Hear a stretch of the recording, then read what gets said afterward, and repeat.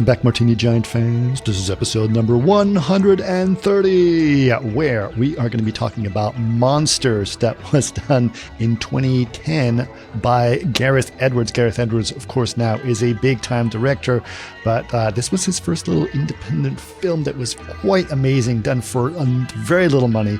And we paired it with another film from 2011 called Another Earth, and that is directed by Mike Cahill.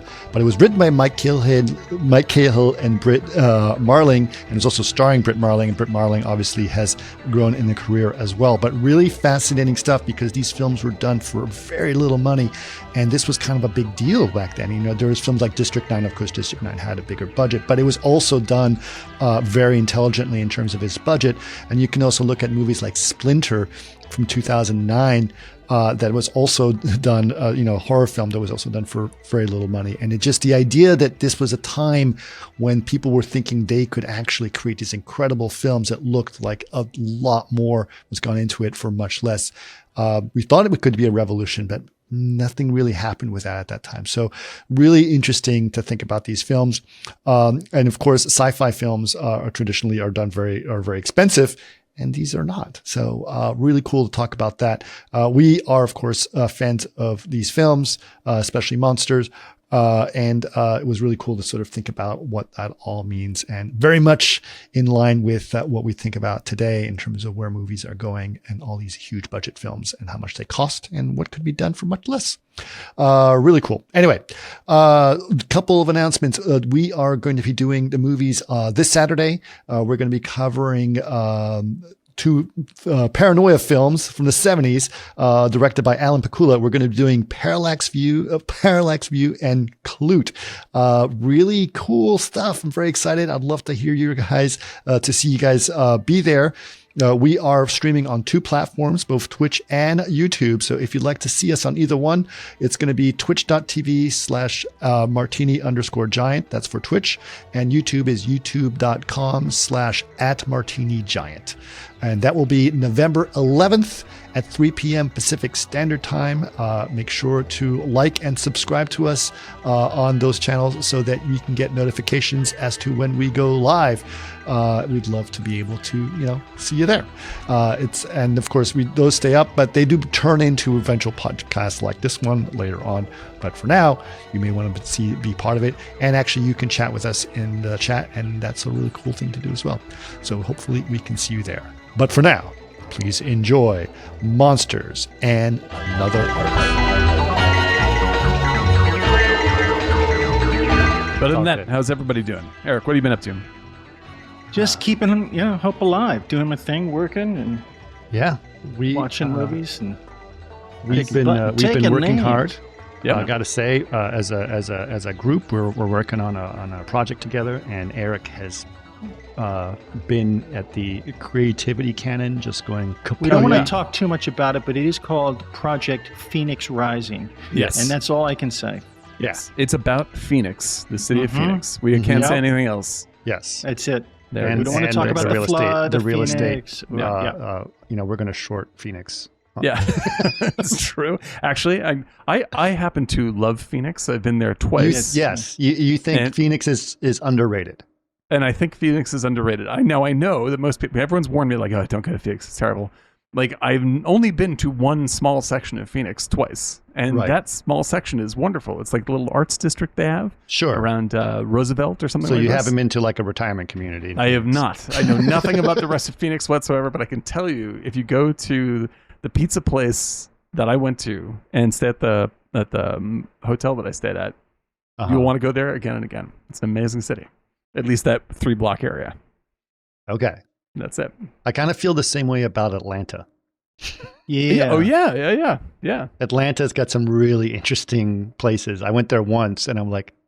Yeah, it's got a good vibe, man. Atlanta's it's also got this kind of like, there's a lot of like old brick warehouses that are cool, Yes. That's what I actually liked. I just visited my daughter out on the East Coast, and she is living in North Carolina. And North Carolina is beautiful. And the architecture around, she's in Charlotte, And like Charlotte is sort of a revamped city. Like there's lots of new buildings, lots of new stuff. Lots of tiki torches. And it's really lovely there. It's like a small, very walkable city. And I love the old brick buildings. I forgot how much you don't get to see that very much out on the West Coast. Yeah.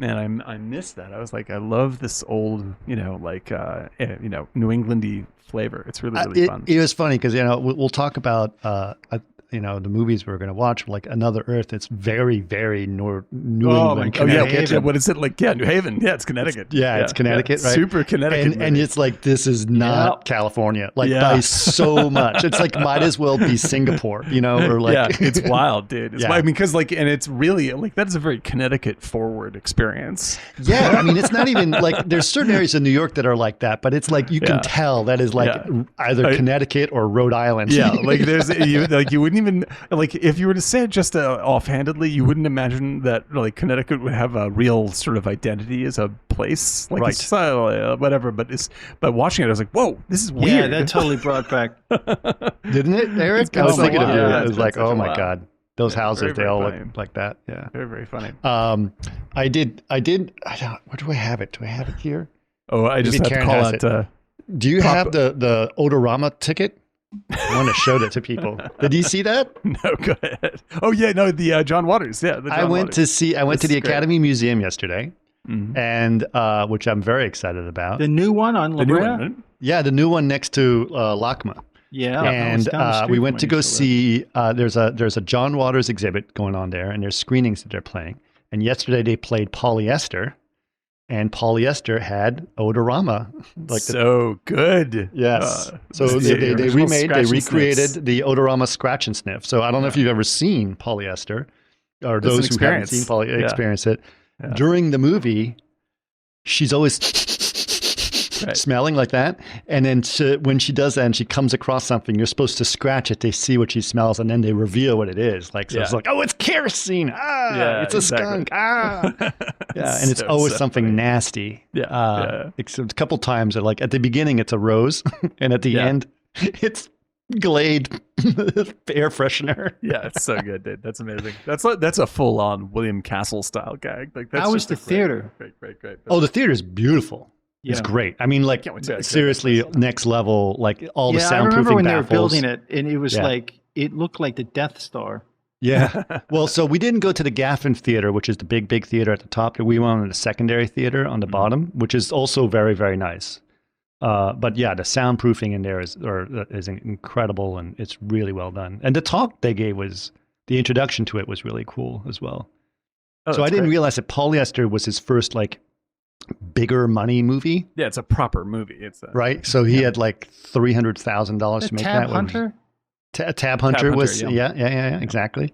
And what was it called? So some people were very upset at John Waters that he was selling out, and his response was, "What are you talking about? I've been trying to sell out for years. No one was buying." No one was buying. It's the greatest.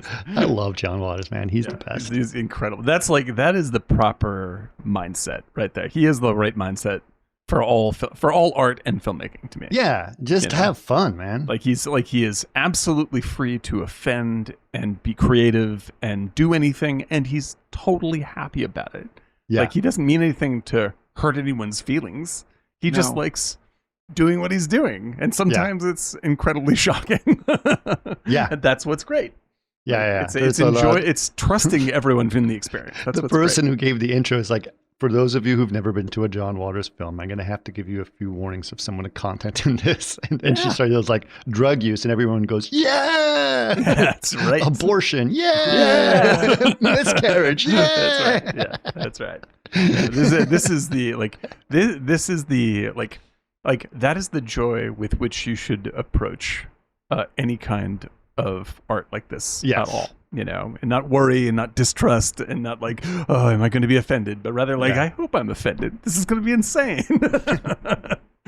And it is. His work is amazing. I love that. Yeah. He's got a new movie going on, right? Does he have a new movie going on? I think that's true. I don't know. That his last movie was Pecker. Was it Pecker? Really? Wow. Yeah. Serial Mom was... Serial Mom, and then he did Cecil B. Demented, which I did not like. Mm-hmm. Right. Dirty Shame. Oh, yeah. And then Pecker. Pecker I really liked. Pecker was that was what's his name from Terminator 2, right? Yeah. Yep. Who I don't think is doing too well. No, I think that that's a sad arc of a story. Hopefully, the guy that played the cop. Around, I think. Yeah, no, the kid, the teenager. The kid.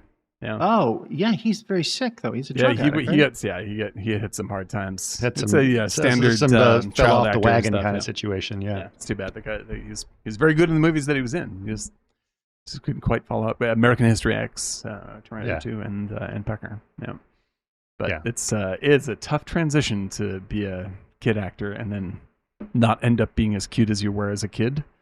It's interesting you say that because my wife and I were watching something last night.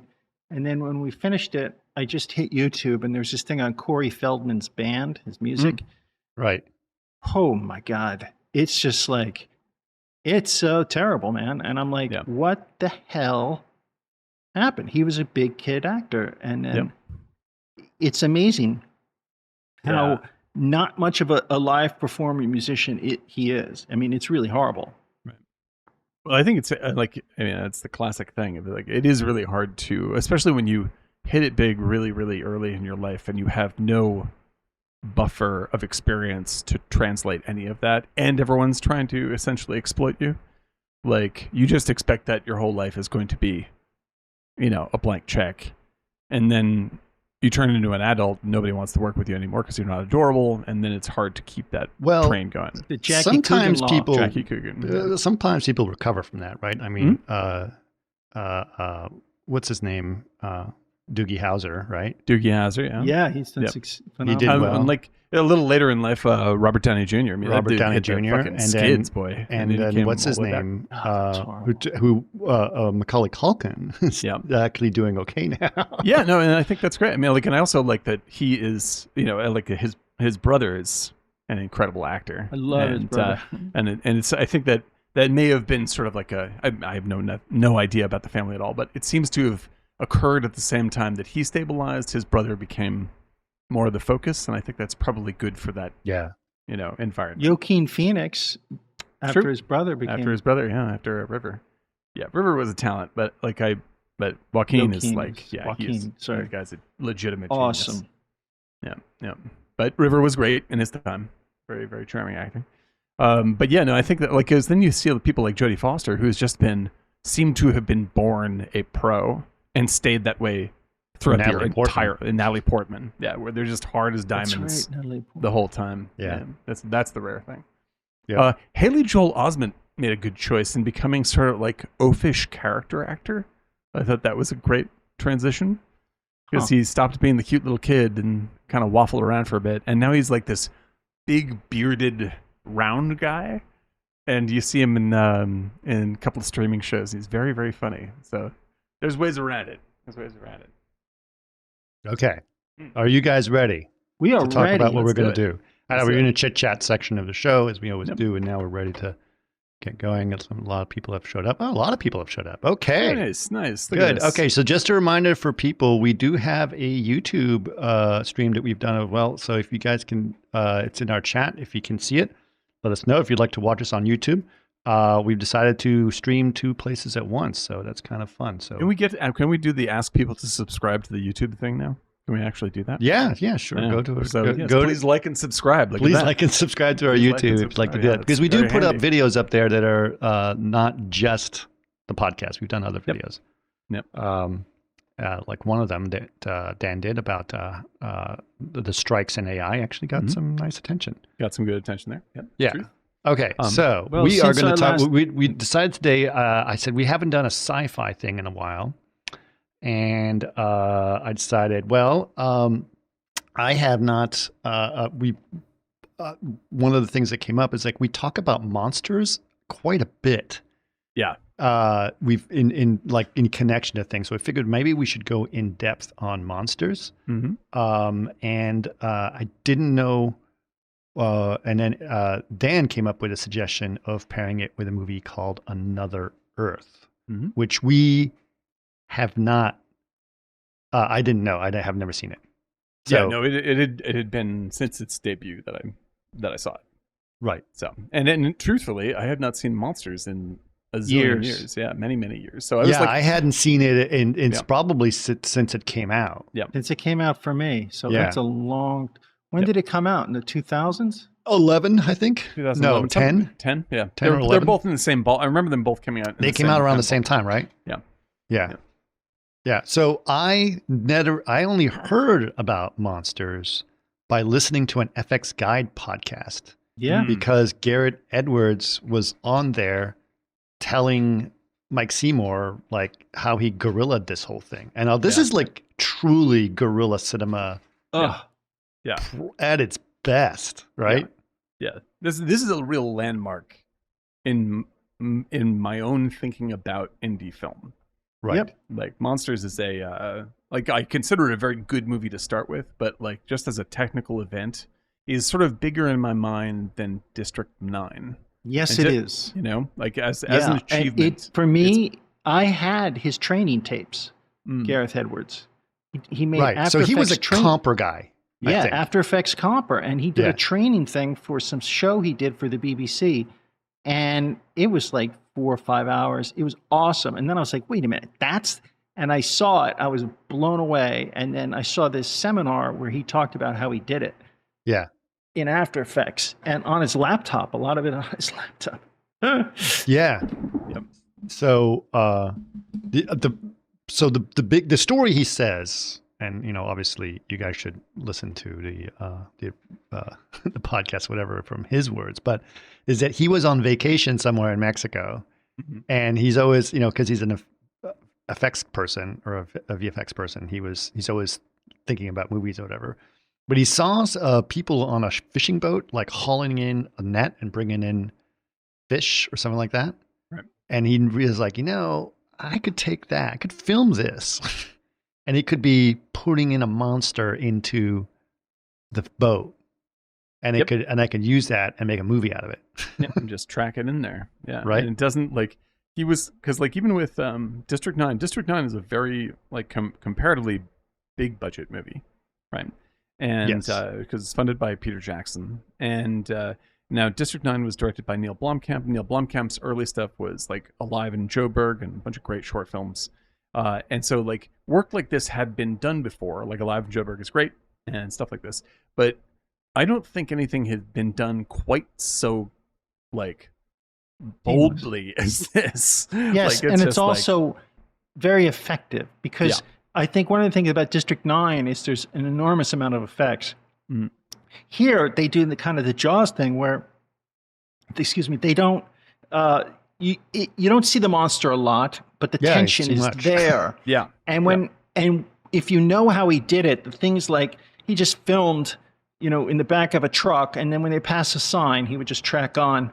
You know, like, you know, he put on a bunch of helicopters and helicopter sounds. Everything, and it's really clever. Sometimes you see the black levels are off in terms of comp. Yeah, like the engine of the plane when that cart's going by. The textures on the tanks are. It's absolutely competitive with the year it came out. Like, and I was really kind of shocked when I saw it. I was like, this is still really good. Like, it's still very, very, the very other good. thing that's amazing is that they only used $15,000 worth of equipment to shoot everything. Yeah, and back in 2011, this is before people knew that they could do it on prosumer stuff. This was like one of those cutting edge things, right? Right. And so it looks gorgeous. Yeah, it's all because he starts from the point of view of let's make a movie and get the value from get the production value from real places. Right. Like, let's go to somewhere that's interesting and is beautiful in its own right, photograph it, and we get all this gorgeousness for free as long as it's well photographed, right? Which it is. And then I can do the effects, you know, as opposed to designing from the effects up, and then you have to build out all this stuff and you have to plan all that. Like, he's just like, let's just make a movie in Mexico because it's going to be gorgeous, you know, and we'll figure it out. Right. So they shot it in 3 weeks. Mm-hmm. And it was only 7 people. Yeah, it's really shocking. Dave 3D has it in the comments on Twitch. Yeah, exactly. Yeah. It was 2 actors, sound guy, editor, an assistant editor, and a goat. That goat that driver, and a line producer, and a goat. They brought that goat along, so it was every the shot. goat, The goat was the lead environments artist, in the back half of the show, obviously. Continuity. Yeah, you just feed him cabbage. And they also Is that right? didn't have a script. Okay, let's shoot. They had an outline. Right. Yeah. And so they were very opportunistic about where they were and what they would get. Right. So you essentially, like, you're going forward and making a documentary that you're augmenting. That's right. Like, you know, they have a loose, it's great filmmaking, idea. dude. You watch that again. Not only does it hold up, it's great filmmaking, and it's exciting. He's a good filmmaker minus the effects. You know, like this is a very good movie. I mean, I have some critiques about it, but like it's like I definitely have some critiques about it. I think there's some issues about it, but nonetheless, to me, it's an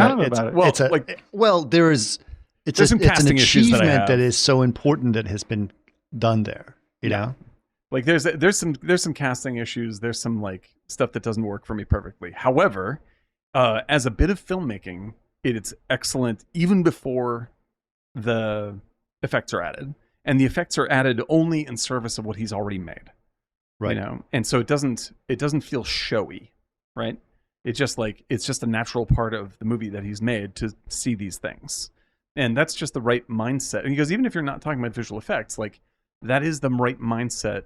That's the storytelling mindset, rather than the "don't worry, effects are going to save us" mindset, right?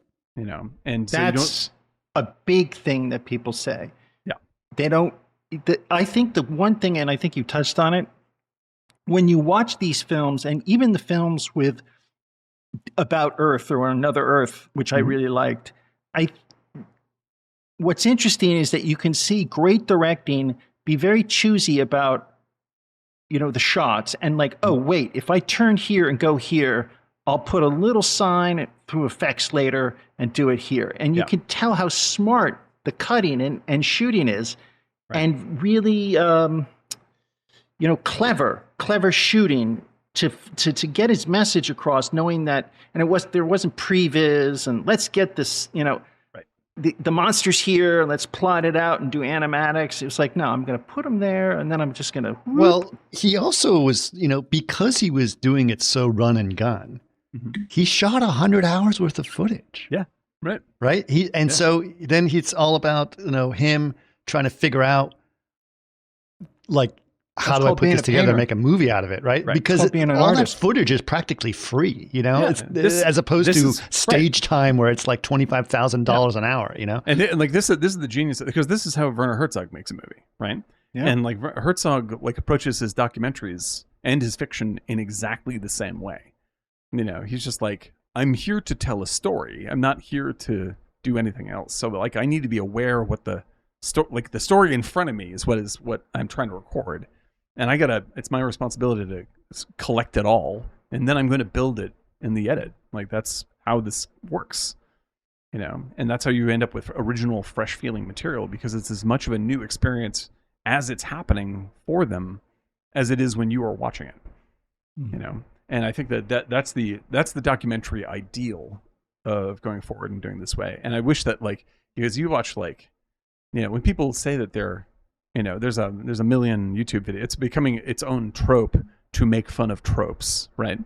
When you talk about Marvel, my videos on everything wrong with Marvel's tropes and these blah, blah, blah, and these cliches. And I'm just like, I get it. I understand why you're annoyed. And what's really happening is that you're not sick of the story beats. You're sick of people not being inventive with them at all. Like, they're just delivering the beats that you're supposed to have. And this movie has all the right beats. It's all there. But they all come from unexpected things they caught, as opposed to, your first dumb idea. And I think that's what makes it great. Yeah. Honestly, I think what I think I like about what he did is that he just didn't overthink it. He didn't overthink it. He didn't overthink it. You just shoot touched on it earlier. It's natural. Yeah, it's just very clever and natural, and it works. And you're kind of like, that's really great. It flows. Yeah. It's flawless world building. It's like perfect world building. It reminded me of this story, Eric, of you and I a while ago.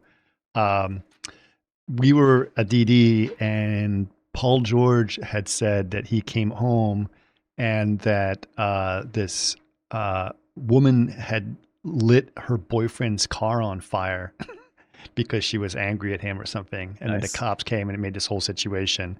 And I was listening to the story, and then you came by and you were listening to the story, and you said, "Oh my God, did you film it? You should film it and then build a story around it. Where else are you going to get a burning car?" Exactly, dude. Exactly. That's so expensive a shot. You should have just done it that way. Because that's like how they shot, how Haskell Wexler shot Medium Cool, right? It's That's just right. like the fucking riots are going on in Chicago, like Democratic National Convention riots. He calls up all of his acting friends and says, "Get down to the riots right now, make up a character. We're going to film in the middle of the riots." From, Jackie Brown. Yeah, exactly. Robert Forster. I mean, just like imagine getting that phone call. You're like looking at the news and you're seeing the fucking things on fire, and then this director buddy shows up and says like, "Get your fucking coat on. We're gonna go make a movie in the middle of that riot and pretend like it's our movie." Like that's insane. Yeah. But you do end up with brilliant, fresh, original material this way. Like it's incredibly wild to do it, but do it. Definitely do it. Right. And just a side note, Dave 3D has also pointed out, that which we should point out as well, that he did The Creator, which came out this week, right? Mm-hmm. And he did it the same way that he shot it without green screens and in actual location, augmenting the shot footage with VFX as needed. And he made it for $80 million, but it looks like a $300 million film, and it's probably doing well. And interestingly, he said that he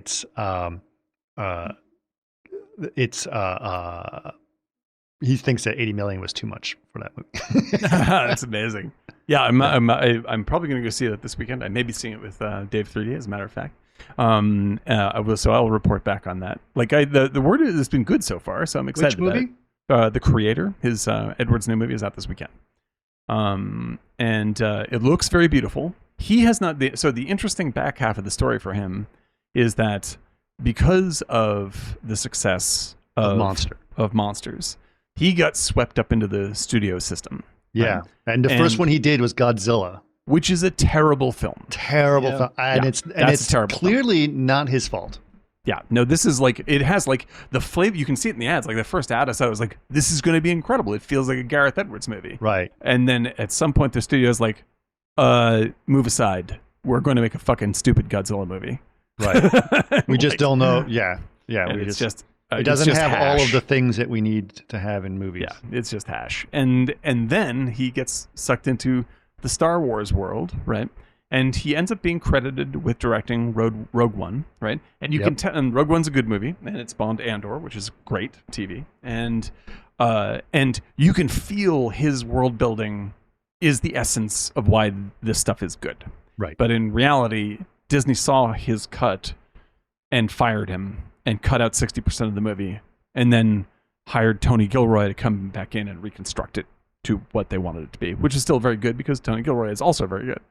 But like Gareth Edwards has not been able to make his own movies soup to nuts until this weekend, until The Creator. So I'm interested to see how The Creator does and what he has learned from the giant filmmaking experience of working with studios. Right. And how he applies it to this. We'll see. Hopefully it's a great movie, but it certainly looks beautiful.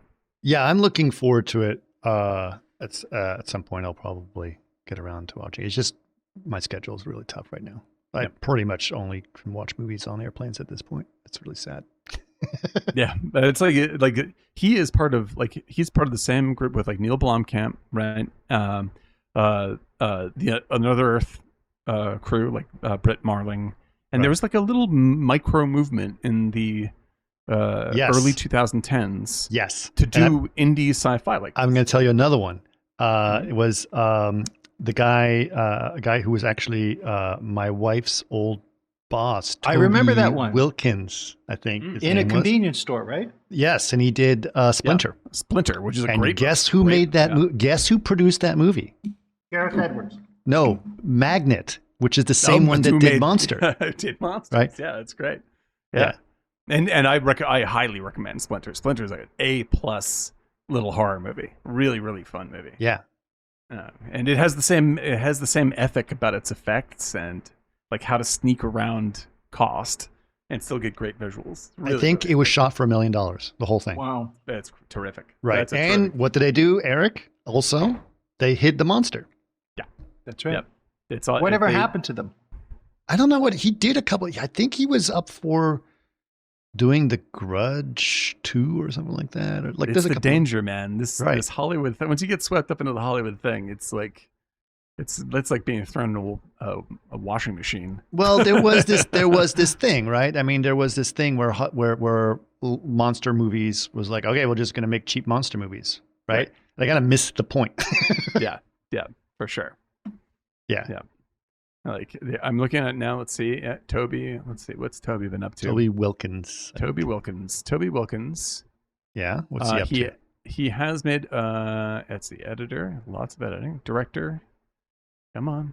No. IMDb, you can do it. Okay, so he has been actually working quite a bit. Okay, good. He did do The Grudge 3. The Grudge 3, yeah. Right, and then he did a bunch. Looks like he's done a ton of TV. Did Chosen, which is on I think Peacock right now.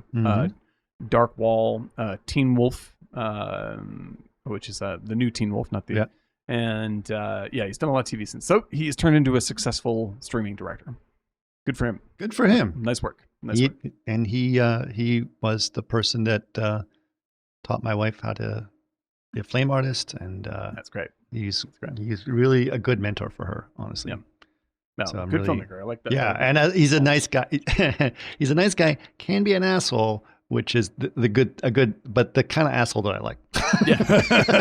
most of the people that I like working with in business are exactly like this. And he's English, right? So he has an English accent. And someone would say, I love your accent. He goes, I don't have an accent. You have an accent. Exactly so. But yeah, I was really hopeful when that movement happened, and as we've discussed before on the show, like with the success of District 9, what's his name? The director from District 9. I just skipped Neil out my head. Blomkamp. Neil Blomkamp. Like he also went he went the pseudo Hollywood route and tried to make like really action-packed blockbusters, with incredible visuals and sort of all over the place screenplays. And so like things have been wobbly on all fronts on all these things. They think the Hollywood experience kind of like slammed all these people kind of sideways. Yeah, he also decided that he wanted to quote unquote, screw the Hollywood system and make his own distribution thing. And what was it called again? There's Oats Studios. Studio, right? And which he got funded by show. Valve, I believe. Right. Huh. And now, because he's deep into video games and the video game territory, which is interesting. It's a great space for him. It's like he's obviously a very talented guy. But like his, I keep on, every time I see a new movie from him, like I like a bunch of parts of it, but it just doesn't, like there's just too much going on. And so he's like a really, really, really smart Michael Bay overload experience. I wouldn't put it that way. I think he's more than a Michael Bay. Well, no, because you and I disagree on Michael Bay. I don't think Michael Bay is a bad filmmaker. I think he has occasionally made very bad movies, but he is actually a good filmmaker who oversteps. Michael Bay's scripts are shit. Oh, they're garbage. He doesn't have taste. Yeah, He has no taste. He's very skilled, has no taste. I think that's what this is Michael Bay. Like, and in fact, like the less he tries to tell any story at all, the higher the chance I'm going to enjoy a Michael Bay movie. But when people start talking, I'm like, just get back to things blowing up, dude. You can't do this stuff very well. Yeah. But yeah, I hold out hope for Neil Blomkamp. He's still got a great eye and delivers good stuff. Gran Turismo is his latest movie, which got pretty good reviews, solid reviews. Sure. But it's not my brand. No. Like I'll catch that in video and hopefully it's good. We'll see. Yeah. So getting back to Monster, I mean, I think, obviously it was very cool and opportunistic the way they did things. Yeah. Also, it's only two actors that are the main actors in this are actual actors. Mm-hmm.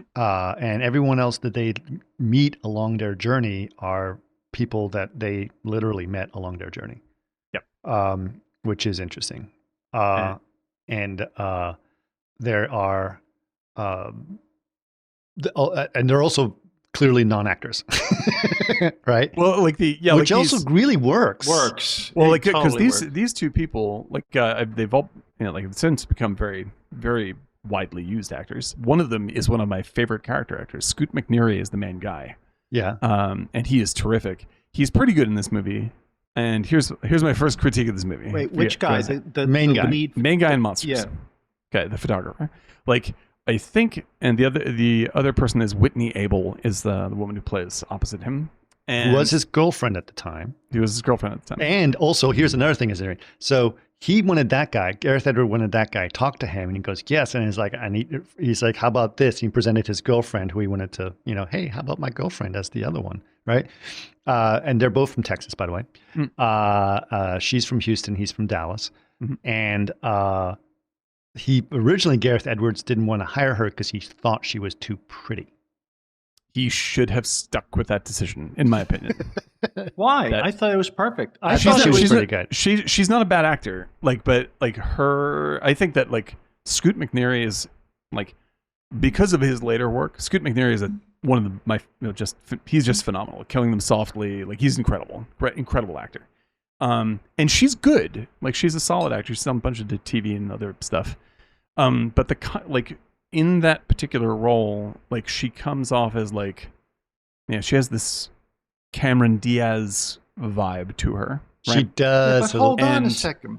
And that's wait. Go ahead, Eric. I just want to say, it makes because of that character and the way that she's cast perfectly for that character, but that character makes that dynamic between the two of them uninteresting. Like, I don't like their dynamic and I don't buy their romance. Eric, very hard. you disagree? I do. Basically, it's Lady from Shanghai. Sure. Okay? With Orson Welles. And he goes down to Mexico he's hired by a publisher to go down to Mexico and save who became his wife. What was her name? The blonde. That's Rita Hayworth. Rita Hayworth. Who's one of the most beautiful women of all time. Oh my God. Yeah. She fit the role physically. She might not have been as great of an actress, but as a rich girl in a dire situation. Right. And that contrast, it worked. He reminded me of James Woods and Salvador in that. Yeah, and okay. I was going to bring this up. Yes, 100%. He's totally, some of those sequences were Salvador. The way they were sitting there in the woods. That's my favorite Oliver Stone film by 100 Yeah, it's a beautiful movie. But I thought she was I thought she was perfect for it because as a rich girl that's really cute and, she acts bratty when she sees he's with another girl. All that dynamic is totally works. And that tension works with it because he comes across as, it's hard to gauge him. Like he likes her, but then he hooks up with somebody else and then they get robbed. Yeah. There's a lot of moments where you could have expanded it more, particularly when they're robbed and they lost their passports. But I thought her look was perfect as a rich girl. I'm with you. Rich girl, daddy problems, all that stuff. I totally buy Eric. I totally buy it. But I was gonna, what I was gonna compare it to, Eric, was African Queen. Yeah, it is more African. I agree with that. That's like it's more like Temple of Doom. It's sort of not Temple of Doom. It's like the here's no, you're thinking of what's the name? What's her name? The name of that one? The 6 one. 6 Days, 7 Nights. No. It's the Romancing the Stone. Romancing the Stone. Yeah, that's what I just said. All the same kind of shtick, right? I just said Romancing the Stone. Yeah, like it's I couldn't good. Hear you. Yeah, sorry. It's like you're eating, so I had to camera off you. I'm not. This is not a bad shtick. It works fine, but it's more. My problem more is that because I have later knowledge of Scoot McNairy and I know what his real powers are, like this particular character relationship mutes him so thoroughly as an actor that he becomes kind of boring to me. Like it's a perfectly fine performance and she's good. Wait a minute. It's like You're the least jealous. You're jealous of her. I'm jealous of him.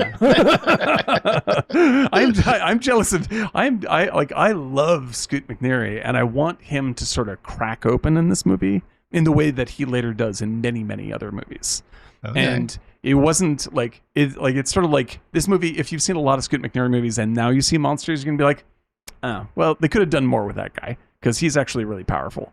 But instead, they're sort of saddled with a good but straightforward, oil and water relationship adventure, and it's fine. It's fine. Like, I think that she's like, neither of them. I mean, and again, apologies. This is their first breakthrough thing. They're later great. It's all fantastic. But like, if you see it now, it will be slightly underwhelming compared to what that especially McNairy can do. All right, just a second. What has she been in? She's in All the Girls Love Mandy Lane. Let's see. Yeah, I think she's done TV, a lot of TV. Man, not a bad actor at all. Good actor. A bunch of good TV movies, decent TV, and like perfectly good actor. No slam against her at all. But like, I guess, the rest of the movie is so interesting that the thing I'm least interested in is their relationship. That's where I come out on this one. Yeah, I mean, their relationship. I definitely don't give it that harsh. It's a monster movie. Yeah, it's yeah. It's a journey movie. It's a journey movie. And you said it, Eric. It's like if you have this setting, this photography, and it's science fiction, and you have Scoot McNairy, I want Scoot McNairy in science fiction Salvador.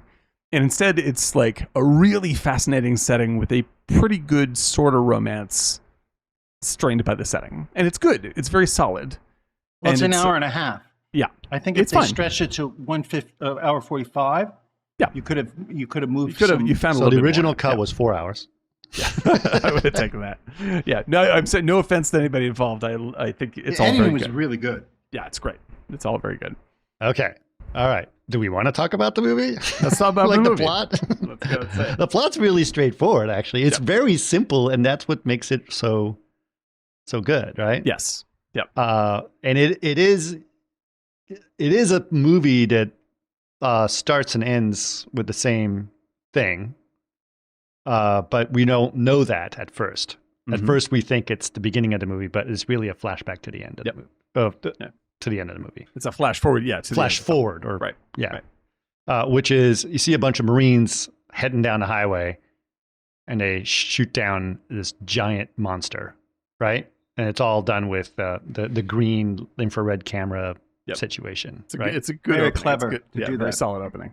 Yeah, and not too complicated in terms of what it is. So wait a minute, that intro part was what happens at the end after they pick him up. Yes. Yeah, because you can tell because they give an audio tag with the guy going da da da da da. That's right, and then we're driving away. At the end of the movie, you hear that Valkyrie. Yeah. Right. So who was in that car, her or him? So they go and pick him up, and then the beginning of the movie happens. Like that's what. Yeah. So it's like one of them. They get attacked in the beginning. Yeah, that's what I'm saying. It's like if you play out the end of the movie, like they are parted as they're taken away as separate cars. Right. They drive away into the distance, and then. Classic Martini style. We tell them what the ending of the movie is. They go to the beginning of the movie, and the car is blown up. Nobody survives, etc. So they die at the end of the movie. She dies at the end too. Yeah, at least one of them dies. At least one of them dies in the movie. Yeah. Yes, but we don't know that. We don't even know who they are in this shot at all. We have no idea. All we know is that a monster attacked a bunch of Marines. Right. That's all we know. And it makes the monsters scary. And that the monsters, and they are singing "Flight of the Valkyrie" because of Apocalypse Now at the beginning of the movie. So that's all we know, is that there's a bunch of Marines being attacked by a monster, going to attack a monster and getting killed by a monster. Yes. Right? Yeah. Right. And then we see him in Mexico. Mexico was a disaster. The alternate title of the movie, Mexico was a disaster. Yes. So he is in Mexico taking pictures of a crumpled up building where the monster is, right? Mm. But you can tell it's just like opportunistically, right? It's just people tearing down a building. Yes, right. But he turns it around and makes it look like they're digging through the rubble to try to find survivors. Yeah. And then there's a monster amongst the rubble that he just comped in. And it flows perfectly well. Like there's no like the only thing that gives it away as not a bigger budget film is that you don't know who these actors are. Like it's not George Clooney. That's about it. Right. But the flow, the edit flow, the way he integrates the effects, everything, it's just smooth as glass. It's great. And so then he works for a publication, a rich guy. Mm-hmm. He is supposed to, he's been given an assignment to go to go to a hospital to pick up a person and get her on get her back to the United States through a ferry or something like that. Take a ferry over to the U.S. Right. Because the entire, everything from like the middle band between America and Mexico is an infected zone. Right. So there's a zone between the United States and half of Mexico. Yeah. The upper half of Mexico. Right. That is called the infected zone, which is, there was a little card at the beginning said NASA had found some aliens and they got loose or whatever. So this infected, they don't really explain too much. They don't have to. Yeah, I would say the card by today's standards is too much. Like you don't really need to read the card. It doesn't make any difference. You'll get what's happening in the film. Yeah. So they go through this whole he goes to pick her up at the hospital and she's like, doesn't really want to be with that guy. He doesn't really want to be a babysitter. Yep. Right? And so he's getting ready to put her on a ferry, right? Is it a ferry? Yes. He takes her to a place, but then it's a ferry. Yeah, but they travel on the road and they run into to this old lady. Oh, because they say you can't travel at night, right? There was something like that, and they run into like a woman and her two kids, right? And they are very nice to them. They give them food. They and then they say, oh, on their way, and they give them all this food and water for them on their trip, which is kind of nice. But then they get to the port, and at the port they meet this guy, and they find out that tickets to get on the ferry are $5,000. Right. The guy dude's there just obviously gouging them because he can. He's like, well, that's how it goes, buddy. It's the last ferry out of there at all. Yeah, that's what I mean. It's like it's not like he's being cool about it. He's like, I can make a shitload of money off these dumbass Americans, and that's the price. Right? That's the price. That's the price. You got it, so pay it. Right. So they do that, and they get on they don't get on the ferry because they know the ferry is going to be the next morning.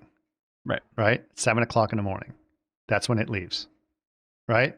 So they then just go on a little tour of the town where they eat and drink tequila and have a good time. Learn a little bit about each other, right? At this point, right? He learns that she's engaged and that he's what else is going on? Oh, that we also find out about him. He's got a kid, right? Right. And we find out later that he's not married, that he knows he has a kid because he had a one-night stand with someone and she decided to stay a single mother. He was with her for 2 months. Right. He was with her for 2 months, find out she's got pregnant. He can be in the kid's life, but he's not allowed to be his father. Right. So that's basically where we are. Yeah, you're out of focus. Yep, I'm trying to get it back. Look at there. There we go. Sorry. Hey, you had it. Yeah, let's see if it comes back. Well, it'll come back. Don't worry. Tell you, it's like working with those fucking dolphins in Life Aquatic. Anyway. So what else happened? Okay, so they're in a town to get drunk. He takes her to. She starts to. What are you doing? Trying to get it to come into focus. Don't pay attention to me. It's okay. There it is. All right. So he gets drunk. She starts to like him. Mm-hmm. And he's like trying to get into her bedroom. He's like, oh, how about a nightcap?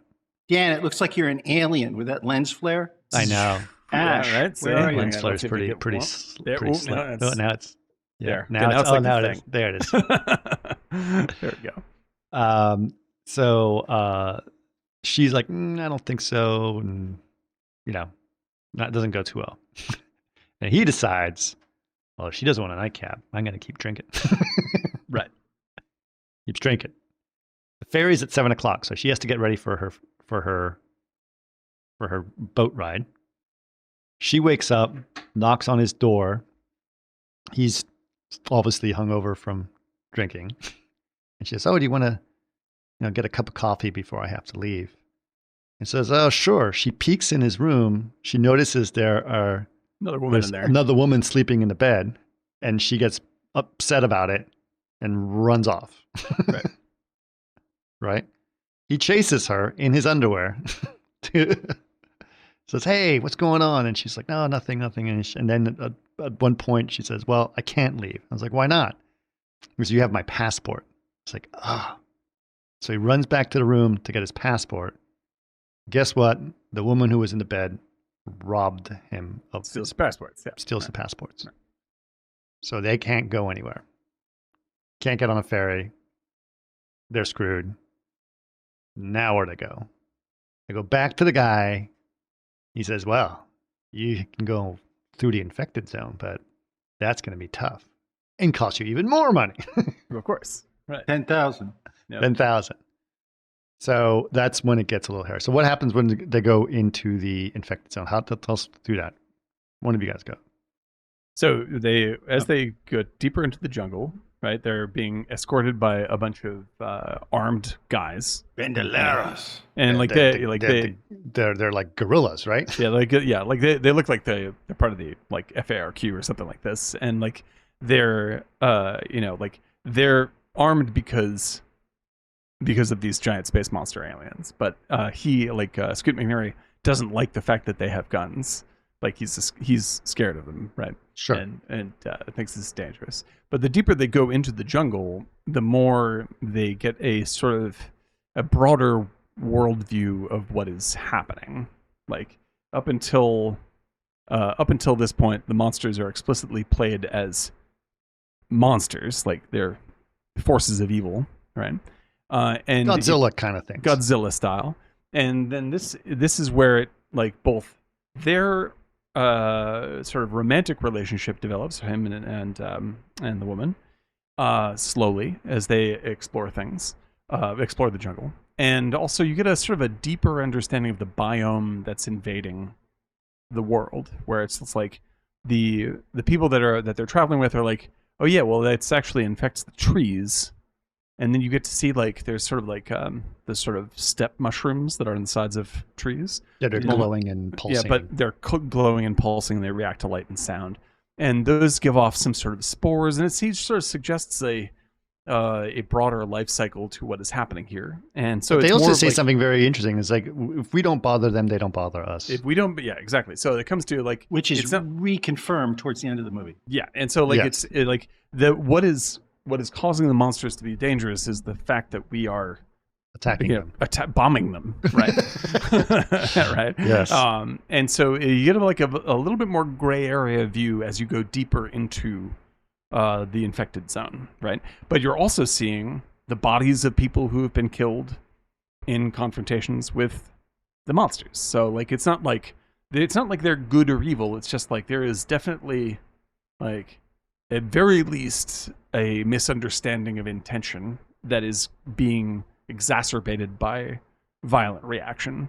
And and both sides are sort of doubling down on what's happening. But he also does something very interesting. He has this argument with her at the beginning of the movie, mm-hmm. where he basically says, he doesn't like her father, who is the owner of the magazine, because he exploits violence in his magazine. And he says, if I get a photo of a dead child, I get paid $50,000. Yeah. But if I take a picture of a happy child, I get zero. Yeah, exactly. And the line I really loved in particular is when she's like, well, don't you feel a little predatory? I mean, like your entire occupation is basically, you have to wait around for terrible things to happen in order to make money. And he's like, yeah, like a doctor. Yeah. I was like, that's pretty smart. Yeah. But yeah, so like they're sort of like dealing like like they both have room to grow as people. Right. And the traveling through the infected zone, like they sort of open up as people themselves. They get a more sort of shades of gray view of the world, Sure, as represented by the aliens. But like, for example, at one point, as a, through the growth that you were mentioning, they do see a dead family, right? That's killed, and he sees a dead child. Right. And he chooses not to take a photograph of it. And what's important is that she's not there when he decides that. He covers the body up, and then it's revealed that she saw him choosing not to take the photo. Right. So he's not showing off her. He actually makes a choice to not exploit the situation. And that becomes a bonding moment for them. And so, like, essentially, because, like, to give their relationship credit in terms of the structure, like, because they are growing as people, their Venn diagram circles expand and start to overlap more, and that's why they become interested and understanding of one another's flaws. And like, it tends they have a deeper relationship because of their passage through this shades of gray area of the world. And I think that, like, structurally that all works correctly. And they also, finally, in the infected zone, they do run into a monster while they're driving with, they're riding in the back with, as the guys are driving. The monsters monster attacks. It's a great scene. The effects are particularly good in this one. Then the guys run out with guns. They start firing at the monster, and the monster just fucking kills everybody. Throws the trucks around. Well, the monsters are, we should mention, the monsters are gigantic. They're 150 meters, right? So, like, huge. They're huge. They're Godzilla-sized monsters. They look basically like land octopuses. Land octopuses, yeah. Right. And they kill all the people that were the gorillas. The gorillas. They wreck the cars, and the two of them are left alone together in the middle of the wasteland. Right. So then they kind of they know that they're close to the United States, right? Mm-hmm. Because the gorillas told them, it's right over there. Right. Yeah. There it is. Right. There it is. So they need to get there. But now they're just walking. Now they're just walking. They're on foot, right? So as they're sort of exploring the area with when they see the truck with the dead people, they see a Mayan temple. Yep. Right? Which is a sort of a nice touch in terms of, like, civilizations that were overwhelmed. Yeah. In history. And got infected. Yeah, exactly. Well, it's just like, exactly. Like, they're like, smallpox. We think that, our human civilization will just last naturally forever. And here's one that was totally wiped out. Right. And now it's an overgrown ruin. And so, it gives you a sense of history and what may be happening to the human race. It was very interesting. I was at long time ago, I was at a town hall. I was doing a lecture in Guadalajara, and they gave us a tour of the city town hall or whatever it was. And they had all these paintings in there, which were about how the conquistadors killed all the native population. It was all about that. Mm-hmm. Horrible. Oh, yeah. Brutal.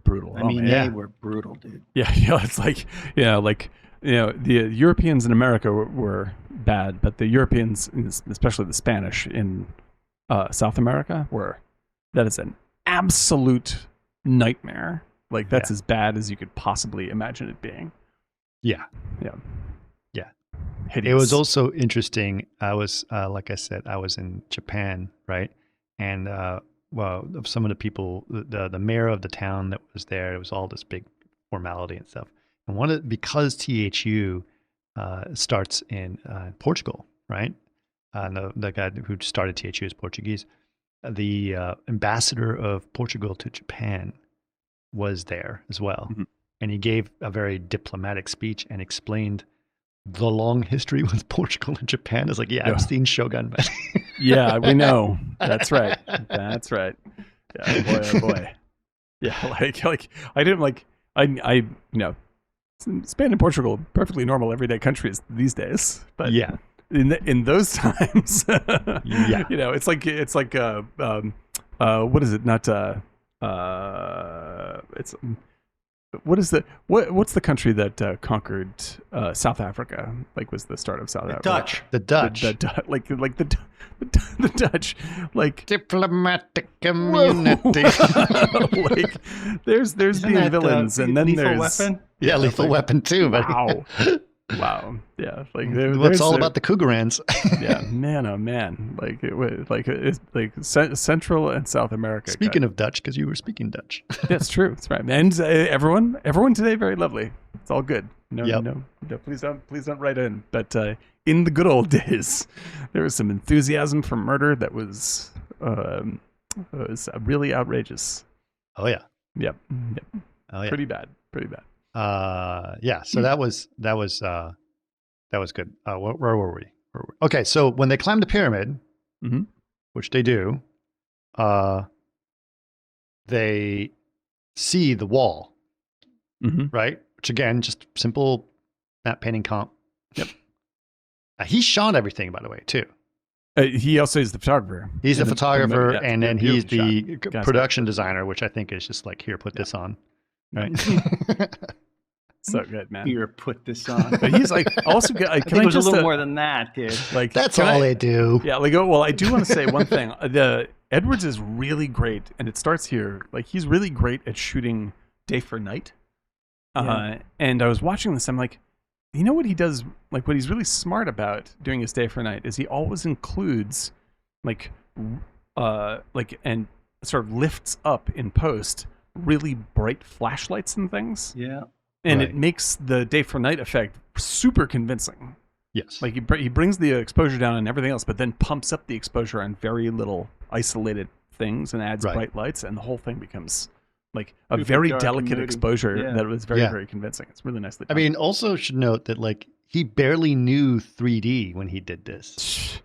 And so he had to Unbelievable. figure out how to, because the monsters was all, everything else is pretty straightforward. Like anyone can do, it's hard to say that anyone can do that, but like moving a helicopter across the sky, you just got to Yeah. get the timing right. It's not No, that I got to say the plane's flying. The way Yeah. one was a little faster than the other, and Yeah, how it's it the worked. little touches. Yeah, that no, make no, it- he touches did that were great. right. Yeah, he does it did all that- correctly. He did that right, but it's not like you really need to know rigging and all the other stuff with a plane. Yeah, moving. it's a you still have to have taste for Yeah, either thing. for sure, However, for sure. it's a I'm more not the- complicated event to animate a giant octopus creature and I'm track just that in. technically speaking, animating an airplane moving across the sky is Right. not as complicated as big tentacles and legs and all the other stuff. Yeah. And apparently he said he used 3ds Max to do all the stuff. That's pretty amazing. And he basically he taught himself how to do that. And the tentacles, he just said, I found a rope plugin. And I made Beautiful. like a rope underwater, and that's Yep. how it got that look. No, it's great. It all works. Like it still works today. It's Yeah. amazing. It's Yeah. still very, very good work. And I think he sculpted them in like ZBrush or whatever, figured that out. And actually, what I would really like to say is that not only is it good work by today's standards, it's actually better than most Marvel movies, like shot for shot. Like You know I love my Marvel. Yeah, Go ahead and answer like you can just click on any Marvel ad, and you will see. No offense to everybody I know, including myself, who worked on Marvel movies, like that sort of dull gray Mm-hmm. look that makes everything look like kind of a airbrushy cartoon. Like this looks pretty close to photoreal all the time and is amazing. It's really nicely integrated, brilliantly done. It has real taste. I mean, we've been arguing how amazing it is considering it was one guy trying to figure it out. And he basically said, I'm going to try to do 2 shots a day. That's what his goal was. And then Beautiful. it got to the monsters, and then it slowed down significantly until he could figure out Yeah. how to do that. Yeah. But at the same time, my complaint mainly, the comping is really good. Mm-hmm. Comping is really good, and clearly that's where his training was from, right? Mhm. It's just the textures on some of the vehicles were a little meh. They're a little and a little smeary Actually, the in black places. levels. And the black levels are on slightly the tech off. Or back and yeah. forth. Yeah. Because there were some black levels that were really bad, and they didn't need to be. They just stuck Right. out. Yep. But Like this airplane that's behind you that was in the water. This shot was pretty interesting. This must have been complicated. Yeah. Right? Yeah. I mean, like this. Like the thing is, this one guy doing it in 2010 or whatever. Like it's amazing. that's Yeah. pretty fucking great, man. That's incredible. And inspiring. And the thing is, again, and part of the conversation is like, it's easier to do all this stuff now. It's even easier to do. So this is, let's go full circle and go back to John Waters, right? Mm-hmm. He was the original guy who just like, I'm just going to make a movie the way I want to make a movie. Yeah. For like $17 and get all my friends to act in it. All my crazy friends, like, Divine and all the other people in it. All these, loopy, crazy people. Right. And that's fine. Like, do it. It's awesome. They're all incredible. Right. All incredible. I remember when I first moved to LA, Karen and I went to go see John Waters at the El Rey. He had a thing there, and he was present and talking. And someone asked him, it's like, this was at the time, Eric, you had just gotten that. Remember, you had just gotten your Panasonic HD camera? Mm-hmm. Yeah. Remember? And it was like, oh my God, like I can afford an HD camera. Like they were not affordable. They were, $30,000 before that. And then suddenly you could get one for like $1,000, which was massively cheap. And you spent $1,000 on that camera and you saw a bunch of shorts with it, right? You did. 14 shorts. Yes, 14 shorts really of that camera. So it got its mileage, right? Right. And I remember specifically him saying, someone asked him, "It's like, what do you think about the fact that anyone can shoot, like, can get an HD camera now and shoot a movie?" And he goes, "I think it's amazing that everyone can do that. Not everyone should, but right." Yeah. But if you think about that John Waters, that's what he did, right? He shot things in 8mm when he couldn't do anything else, and then like suddenly he got some money to do polyester, and he'll shoot it in 35mm. Yep. And today, like everything is almost anything is possible if you think about it hard enough. If you figure out how to do it, you can do it. Well, and it's very much there. Yeah, I mean, Gareth Edwards is the proof of that, right? Yep. And every time we have this conversation, this is the movie that brings up. The movie we go to. Yeah. We go to this one because this is the prime example of this. It's even more inspiring now. I don't understand. It's just a terrible film. It's because he doesn't like blondes. He's offended by blondes. It's not She's communion. good. I know, She's good. I'll tell you. I'll immediately condense my critique even more. Is I wish this movie had no dialogue in it at all. That would have been awesome. That would have been Under the Skin. Flawless. That would have been. There's no Under need the Skin. for the dialogue in this week. I can't tell you what a beautiful movie that is. Oh, it's one of the best movies I've ever Under the seen. Skin. Under the Skin. But like very little dialogue. The only weakness this movie has more to dialogue on the radio when it's on than any other part. The characters talking. But yeah, like this movie conveys its emotions so well through its filmmaking and the physical performance from the actors that the only thing I think is a minor flaw is I don't need to hear any of these observations being spoken aloud. Like almost nothing is as important as the way the visuals and the edit work. Which movie are you talking about? Monsters. Like Monsters would work flawlessly if I didn't understand the language at all. And I think that's because much of the stuff is dubbed in later because they had to because of the way they made the movie. And I'm just like I think there's a couple of steps where they're just like, well, maybe we should say this out loud to make sure the audience gets it. I'm just like, I don't think you need to do this. What if they dubbed like the goats and all those chickens running around? That's what chickens sound like. But yeah, like when they're looking at the wall, for instance, is a beautiful scene. But like they talk about like she's talking about when you were a little kid when you remember. I'm just like, everybody shut up. This scene speaks for itself. Like look at these people on top of this wall. He's asking a question about the little girl that's dead, and she asks him to change the subject. Yeah, right. But I mean, all these things are visual stories. Like I know, but the way it plays out with the dead girl is like as soon as I saw that she was secretly observing this, that completed that loop. I don't need them to talk about it. Like I just need them to be near each other and know that was true. But that scene wasn't about that. The scene was I actually agree with that scene. I like that scene, and here's why. Right. So the scene goes as follows: he says something about the girl, asking a question about her. He's not trying to tell her I didn't shoot the picture of the girl, right? And she knows what happens, and she says, I don't want to talk about it right now because she's getting really sad, right? Yeah, right. And she says, let's talk about something funny. And you're like, funny? And so she tries to have this story that she's telling us. You ever fake laughing when you were a kid? Right. And you saw a joke, like practice laughing. It's like, practice laughing. And so suddenly it's this weird, intimate moment that they're having, very, very personal at this moment. I don't have any problem with that. That's fine. That was them sort of growing their relationship. I'm with you on that. Something that's okay. that's. I mean, more of the stuff like, oh, America looks different when you see it from the outside. I'm just like, yeah, I got that. I got that metaphor visually. They could have cut that line out. They could have cut that line. You don't need to say that. I'm getting the metaphor. Although I do have one problem with it, and I know this is the weirdest problem to have, and this is not the movie where you should have this problem. If you know the border between America and the United States, that entire border is desert. Oh, from sure. Texas all the way to California. It's all wide open desert. Right? Yeah, it's true. And so you don't have jungles going up to the border of the United States. Right. But it looks better. It looks better. It's visually more interesting. I agree with Eric, man. That's the call you got to make. Which looks better. There is absolutely no Mayan pyramid anywhere near the American border. You're not exactly not right outside of. There's cactuses and that's it. Coyotes, and I don't mean the dogs.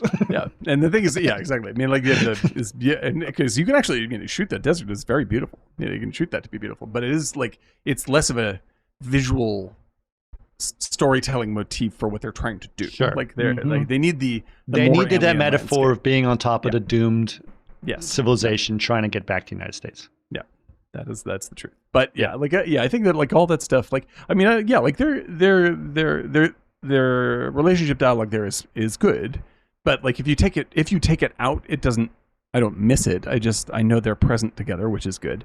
And if I didn't understand, like if you don't have any of the sort of thematic dialogue spoken out loud, that's better, right? And you can imagine like if the entire movie was even just in Spanish, and if you happen to speak Spanish, then you understand the movie. And if you don't, you still understand the movie. Then that's sort of a statement in itself. Right. Like that's a good thing to do. But I mean, I understand, you're making a movie that you're trying to sell to Hollywood, and they're not going to go for, you're silent fucking sci-fi epic? Sure. But you're doing a movie that costs $500,000. Yeah. Virtually nothing. Virtually nothing. It's so cheap. Yeah. It's amazing. The movie is like, because we've talked about it so much, and I know how cheap it was, that when I pressed play on this thing, I was expecting it to look cheaper after all these years. After all these years, I was too. It doesn't. It doesn't. Like it really I was is like, nice. oh yeah, I'm going to be a little. It's like, it looks like a home movie. Nope. Yeah. It looks really good. Great. It's well made. That guy is just a very. He's a great filmmaker. Great filmmaker. He's a great filmmaker, and honestly, the thing that I loved about it was the fact that he, when I heard him on FX Guide, he was so nice and humble and like that's great. Kind of like, isn't it cool? I just kind of figured things out, and it was so fun, and like I was just having a great time. Just like, let's see what happens here, Right. And he just there's no pretension to him. There's no, and it just was kind of nice to hear. Because that actually that reminded me the other person from the same set of filmmakers, which gave me a lot of hope, was Shane Gareth, who did Primer and Upstream Color, and Primer is a masterpiece. It's fantastic. It's scary, incredible time travel story and all this stuff. And he also got destroyed by the Hollywood system, only in a different way, because he tried to make these massive, weirdo, ultra thinky epics with Hollywood, and they're not going to do that. They're just not going to do that. And even sadder, like like he's now been charged with domestic violence things and all sorts of but he may have lost his mind. Like it's really weird. The prime example of someone doing this thing being very successful for that one film and then getting destroyed by it is Blair Witch. That's the ultimate and saddest example. I think it's just like those folks seem like nice folks. Mm-hmm. Their movie made probably near to $1 billion in total and revenue. They saw nothing, didn't they? They saw probably $30,000, $40,000. They worked at Starbucks. Yeah, it's atrocious. Yeah. Like everybody involved in that scam should be ashamed of themselves. Well, That's this insane. actually brings this up a little bit for me because I think, you look at these situations and you see what happened, and something that we've brought up on this podcast before is that we're hoping for the new Hollywood, right? We're hoping for this situation. We're hoping for the system to break, so that we can do it. And maybe the strike is what's going to happen. But when you think back to this movie specifically, and to actually this movie and movies like it that came out, so including Another Earth and Splinter and all that stuff, these are all movies that somehow could have been the Easy Riders of that time, but they weren't. They weren't. Yeah. Right? Right. So somehow the studios still found a way to squash that down, to control the system. Yep. And so I'm wondering, I keep saying like, oh, maybe everywhere, all at once is going to be that it's going to be the fucking Easy the Rider, next like Easy you said. Rider. Yeah, exactly. But between Blair Witch and this movie, I don't know, right? It's hard to say, right? I mean, certainly that's what I advocate for. That's what we all advocate for all the time. And it's like this particular group of filmmakers. It's not, like Shane Gareth is a particularly sad story. I mean, like he became very unstable as a person, and I hope that ends well ultimately. But his career is just totally destroyed by trying to integrate with Hollywood. Gareth Edwards has come back around, but he had a really rough ride. Yeah, he did for a decade, trying to hang on to the Hollywood. And I really admire the way that he was treated by Disney over Rogue One, and yet he hung around, he hung on, and accepted. He's just like, cool, we're going to work together with Tony Gilroy, and we're going to continue making the movie. And he was just like, yep, this is the way the game is played. It's all right. We're going to do it. And he committed to it. Who was the other one? Solo. What's his name? Who first directed Solo? It was actually Lord Miller. We're going to do. No. Before that, it was someone else. It was what's his name? The guy who did Shaun of the Dead. Is it? Oh yeah, that's right. That's right. He was gonna do it too, or he was gonna do like Ant-Man or something like that. And they he was going to do Ant-Man. That's what it was. I'm sorry, Ant-Man. Yeah, right. And with Solo, it was going to be initially Lord and Miller. You're right. Lord and Miller had got through, they'd shot the bulk of their movie, and then all of it was thrown out and reshot. Yeah, Edgar Wright. Thank you. They were systematically disgusting because they're great filmmakers. They're great filmmakers, and I talked about this before, but their original intention, they said, was to make a science fiction McCabe and Mrs. Miller. Yeah. And as soon as I heard that, I was like, that's exactly what you do with Han Solo. Han Solo should go through that McCabe and Mrs. Miller. A McCabe and Mrs. Miller story. That's how he turns into fucking Han Solo at the beginning of Star Wars. That makes perfect sense. Yep. And instead all props to Ron Howard, who I really admire as the most sturdy studio filmmaker probably of all time. He's really unbelievable. And I mean that absolutely honestly. I think that Solo is a pretty good action adventure movie. It's okay. But when I heard fucking Star Wars McCabe and Mrs. Miller, I was like, fuck you, Disney. How can you shut that down? It's easy because they've got they can't do that. They just don't. It's not the people. It's the fans would rebel against that. Yeah, it's just that Star Wars. Remember the Star Trek fans when the J.J. Abrams came out? Oh yeah. You guys give me 1 second. Yeah, you bet. Do what you got to do, buddy. It's really hard to. I mean, I shouldn't be so hard on just the studio, and when it's actually a larger, more complex problem. But still, I feel bad for filmmakers like Lord and Miller and all these guys and Gareth Edwards who are just that is a bucking bronco to try to deal with. Right. And trying to and to hang on with the grace that Edwards has hung on with is really admirable to me. Other people have not only been thrown from it, they've really, become unstable from having to do that. Sure. I think Edgar Wright is fine. Oh no, Edgar Wright's fine, but Shane Gareth is definitely not fine. He ever makes another film again, okay, so I hate this. Tim Miller went through the same thing. Sure, right. Right? So he did Deadpool. He walked away from Deadpool 2. Smart. Right? But then Terminator, he did Terminator. yeah, because you can't. How can you say no to Terminator? How can you say no to Terminator? Like, that's a fucking. If you have the, if someone walked up to us, and that's what he said. Is like, how could I say no to Terminator? Exactly. If they walked up to us, Martini Giant, we want to give you the reins to Terminator. Like, it would be very difficult to go like, nah, because you can imagine Terminator being good again, and being like, we could do it, and Tim, like, he has every right to think that he could do it. Yeah. Yeah, but right. Okay, I do want to say something. I know our YouTube chat is fairly behind in terms of temporally, but a note that Anthony put on our YouTube chat. He says he got the sense that the U.S. created the wall further within Mexican border. Right? Oh, that's like, yeah, right. We can say that. Sure, that works enough. That works enough. They can do that. I can think of that. Pretty far in there. I was going to say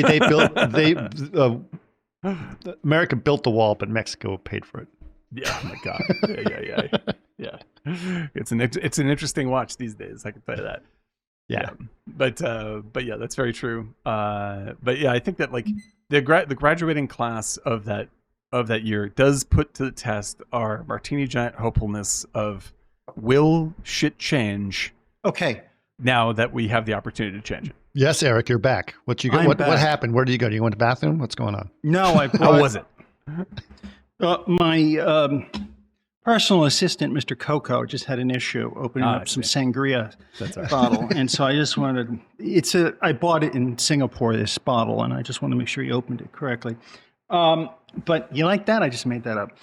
Here's a question I thought about the other day, and I want to just bring it up for you guys right now. We have so many. I was thinking about this with Under the Skin, which I love the director. I love the fact that you saw that and you just can't stop thinking about it. It's great. It's one of the best fucking movies ever. It's a fucking masterpiece. And The Sexy Beast is one of my favorite movies. Yeah. And he's a genius. And the other one he did with Nicole Kidman is Birth. Beautiful. He's just, it goes under, it just gets you. So Under the Skin, even by his own standards, is outrageously good. It's so good. Yeah. That's a film I wish I could make. And so here's my thing. There are so many brilliant, mediums in which young people coming up who want to express a voice now. Not 1965, you're Marty Scorsese in New York City. But there's so many different mediums now. Are these great young minds saying, I'm just going to go and work in the studio system, go west? Or they're saying, I could use my mind somewhere else and have a voice. I think that the latter is happening. I think that that younger generations are not interested in movies. Maybe not even at all.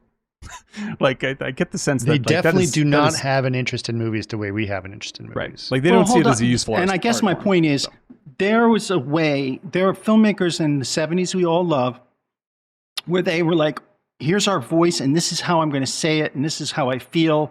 I'm going to make Clute. I'm going to make this. And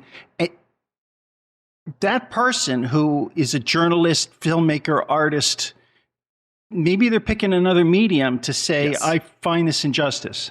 Yeah, I think that's true. And I think that medium is video games. That's why I think that the mediums are TikTok and video games.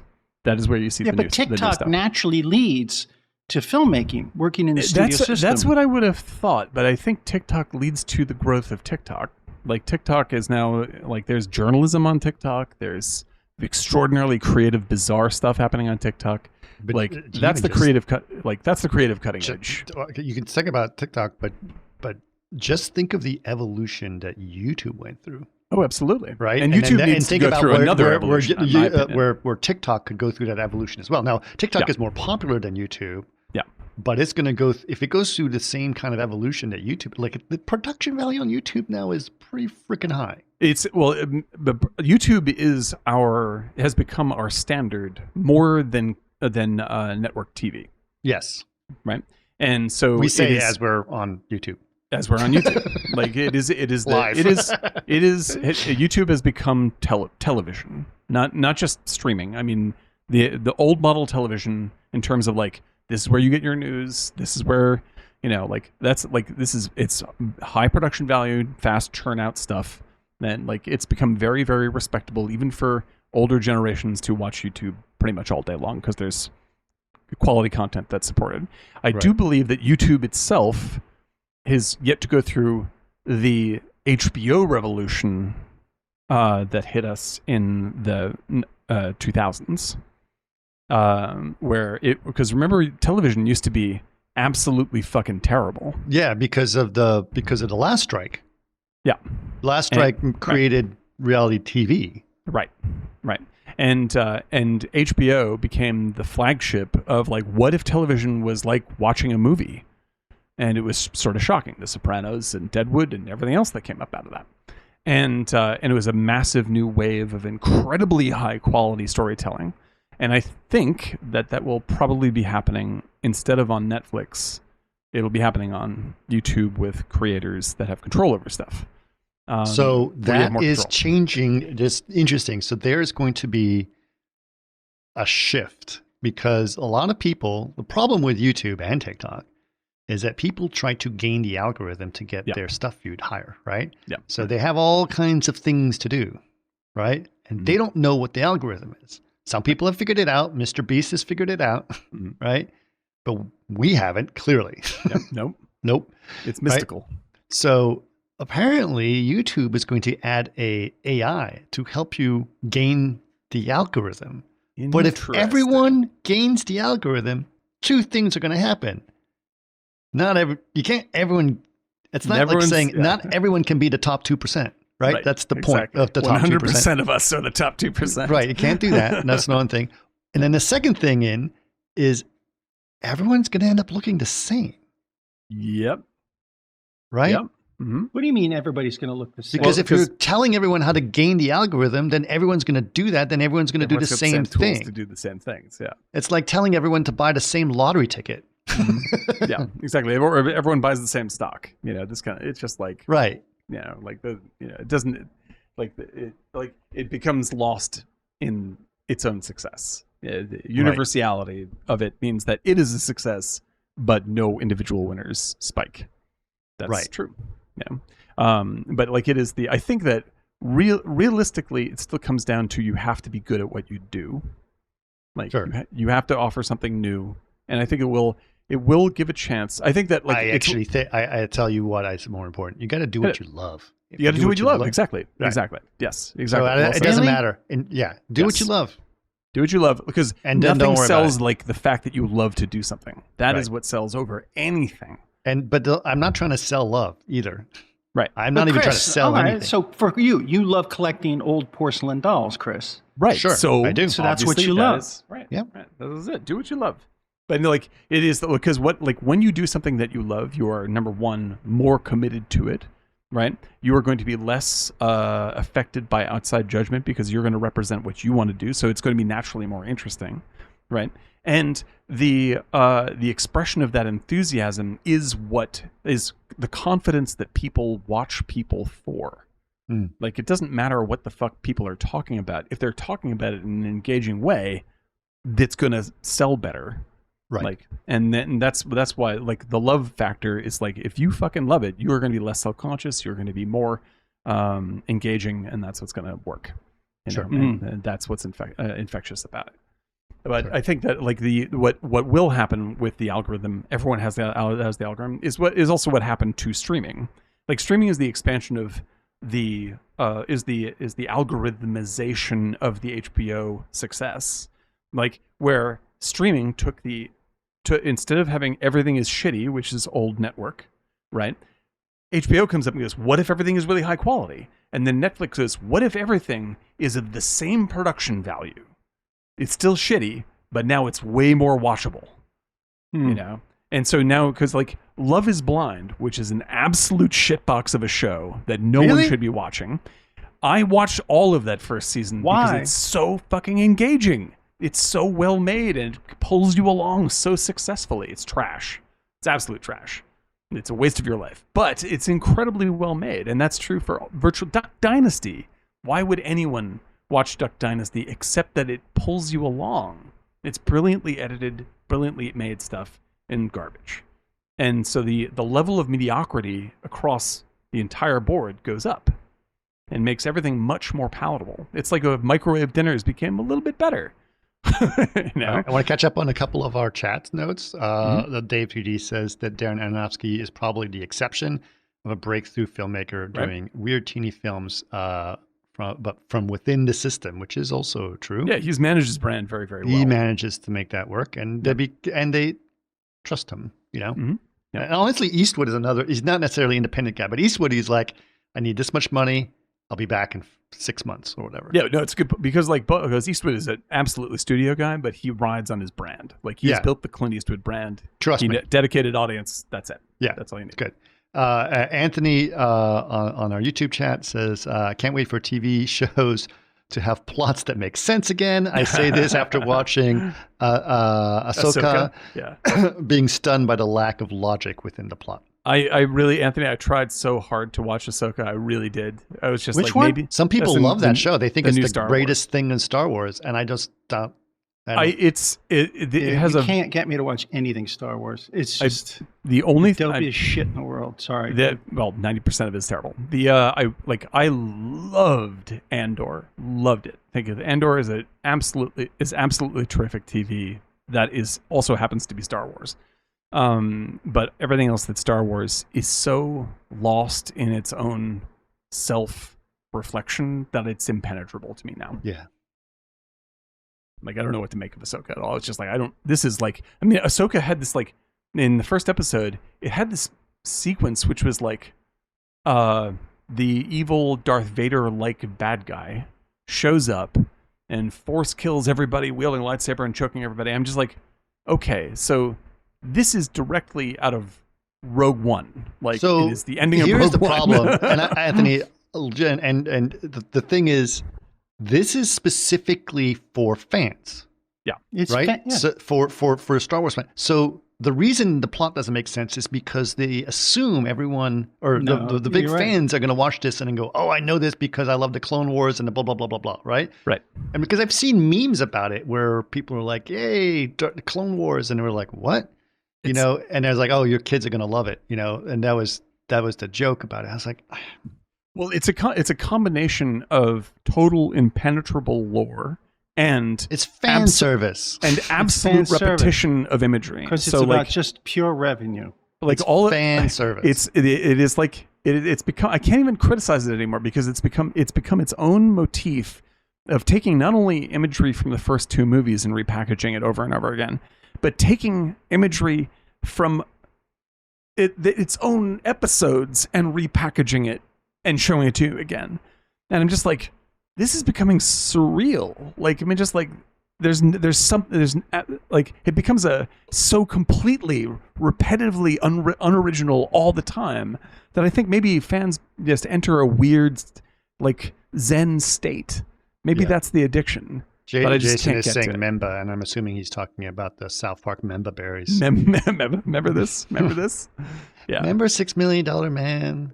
Yeah, exactly.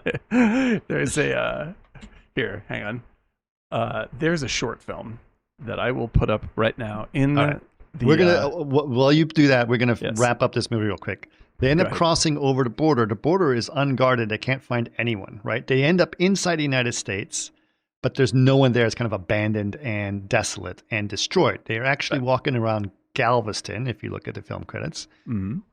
And remember, the two actors are from Texas. Mm-hmm. So, and it's very appropriately the way it looks. Now, I forgot where it was in Galveston, but they are walking around an area in Galveston that was destroyed by a hurricane.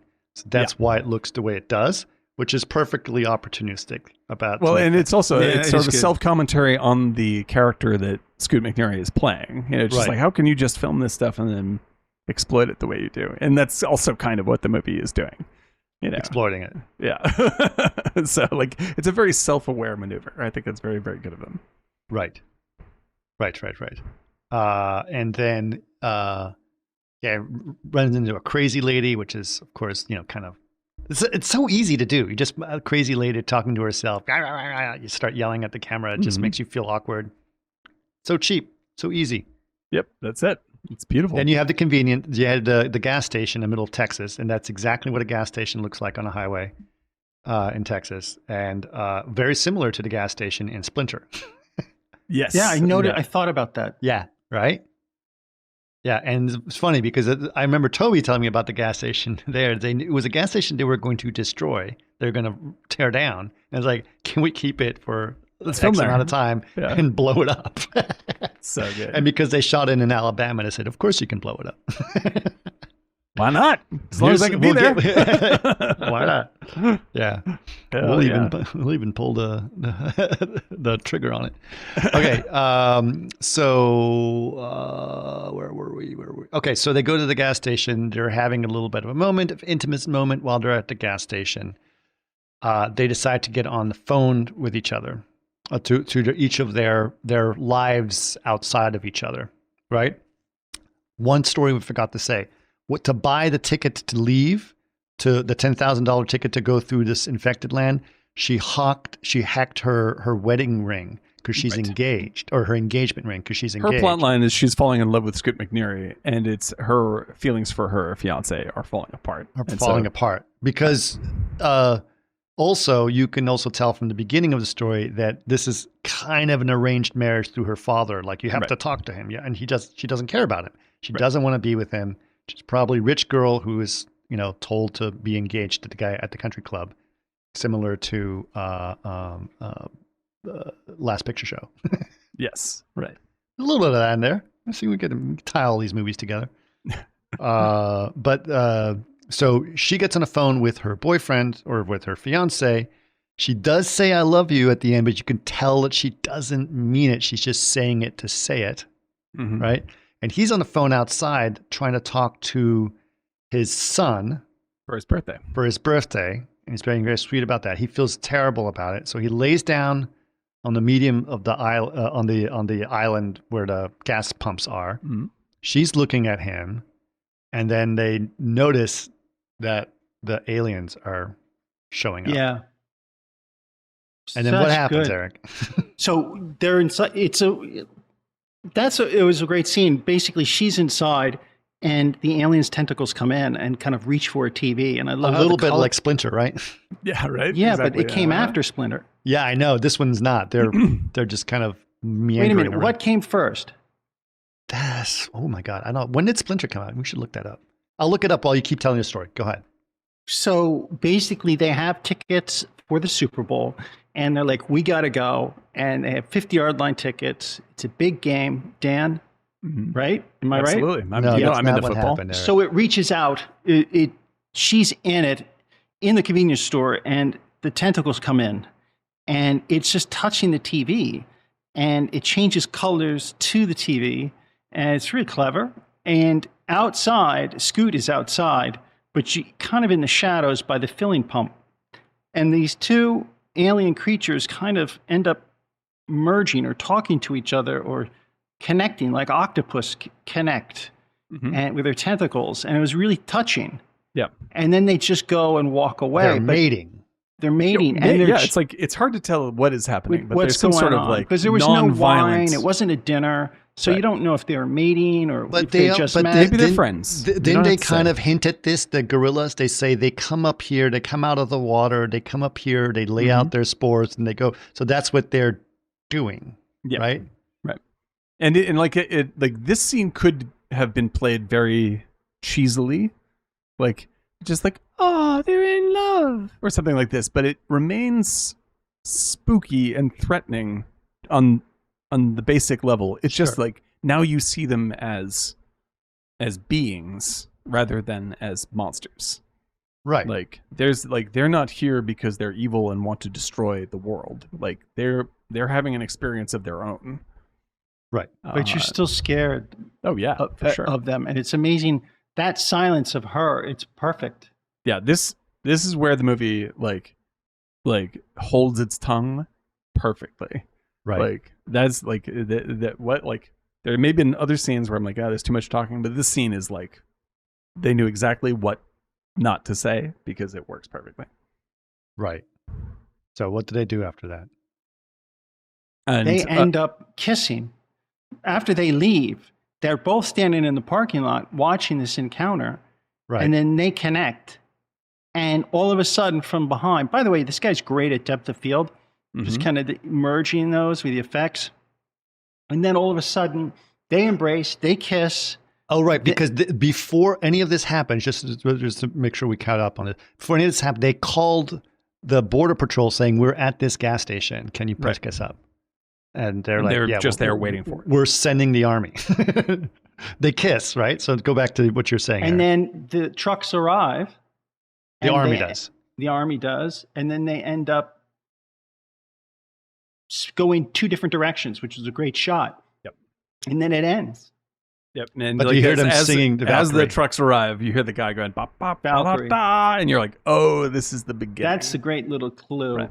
Yeah. And here's the moment where Gareth Edwards has the most taste as a filmmaker, and I'm really impressed by him because he doesn't go into the opening of the movie. He doesn't roll into the opening of the movie. He lets the fact that they are pulled apart speak for itself and cuts. Like, you do not need to go into an action scene after that scene. No. And I feel like he's the one that died and she lived because they took 2 separate cars. Yeah. Because I forgot which one got into that car, though. Yeah, but he's the one that has the life experience, and she's the rich girl who needs to learn. And she just learned from him, right? The teacher. Right. And he dies. Yeah, that's like. Does he have a life experience? Yeah, I mean, they both have. Well, he certainly has more sure. life experience than her. He knows how to survive in such dangerous situations. Like they both have choices. Like the thing is that like what really speaks to me in what you're saying, right, is that like they both have life choices to overcome during the movie, right? Like one with he needs to connect with his son, right, and she needs to make a decision about this marriage, right? He in that final scene does connect with his son, so my suspicion is he's dead. Right. That's right. He accomplished. Didn't I just say mission. that? No, well, you no, did. like, no, I'm not, instead of saying like he teaches her something, which is also they teach each other things. She has something to learn.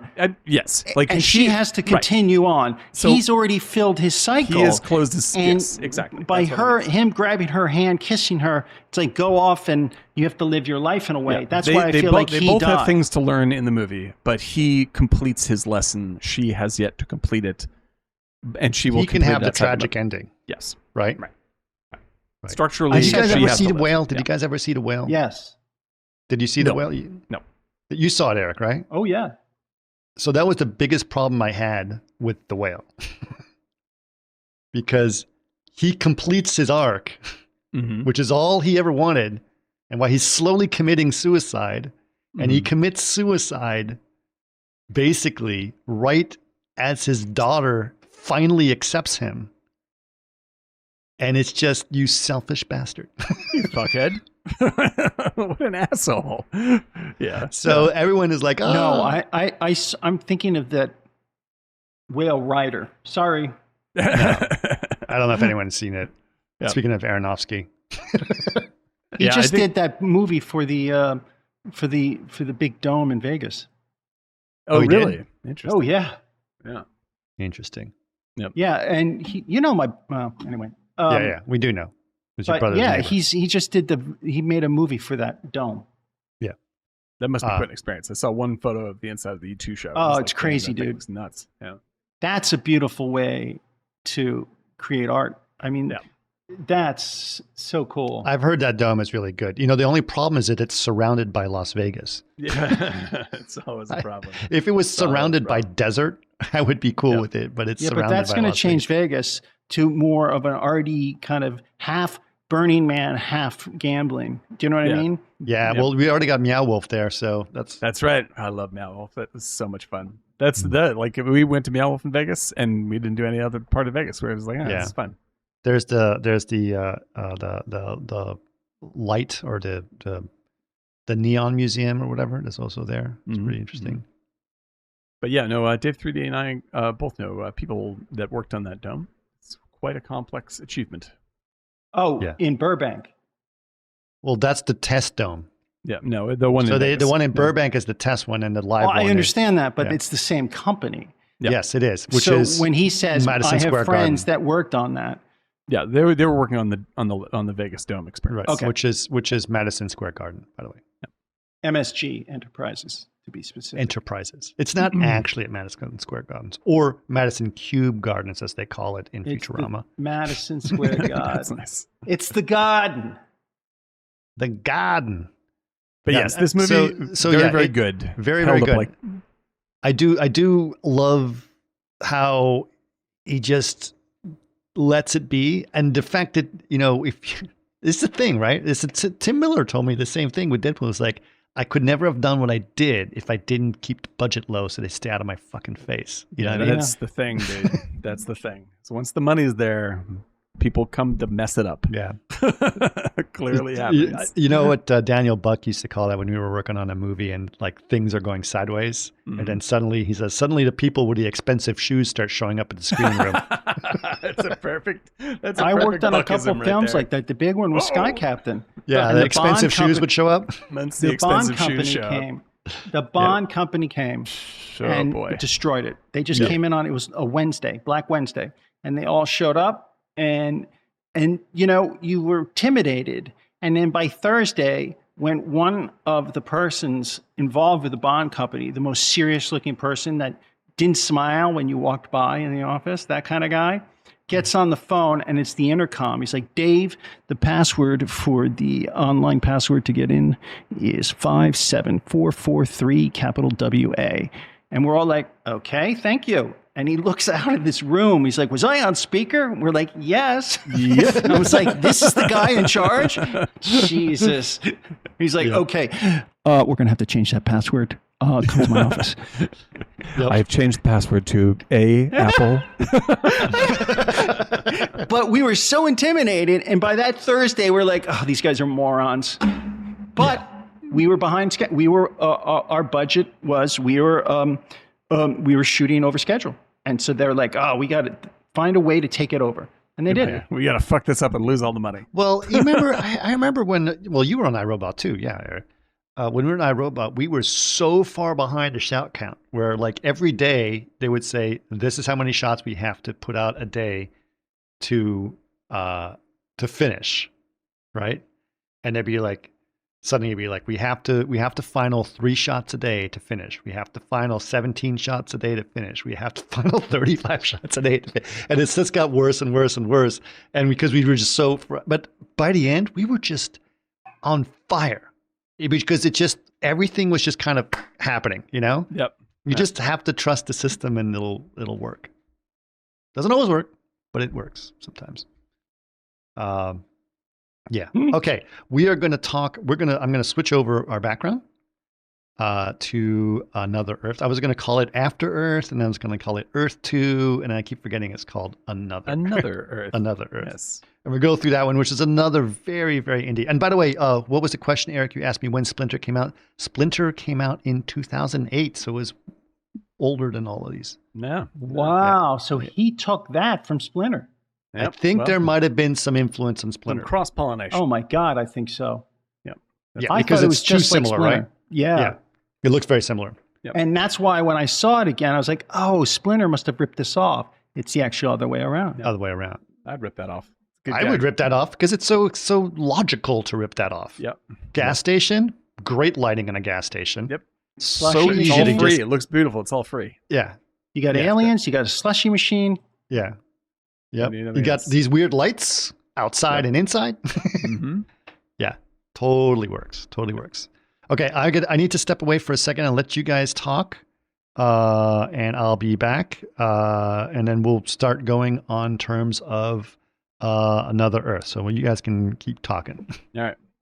Well, okay. Here's my pitch, Eric, to you to convince you on the one good thing that Star Wars has right now. What is that? End credits? End credits. They have great end credits. They're the show Andor, right? Which I loved the first time I watched it. I watched it again, but this time I do this. Steven Soderbergh does this. We talked about it before. Like you go into the color controls on your TV and you dial the saturation all the way down to black and white. Right? Yeah. Right. Turn up the contrast a little tiny bit. I recommend everybody do this with Andor, and Andor will literally be twice as good.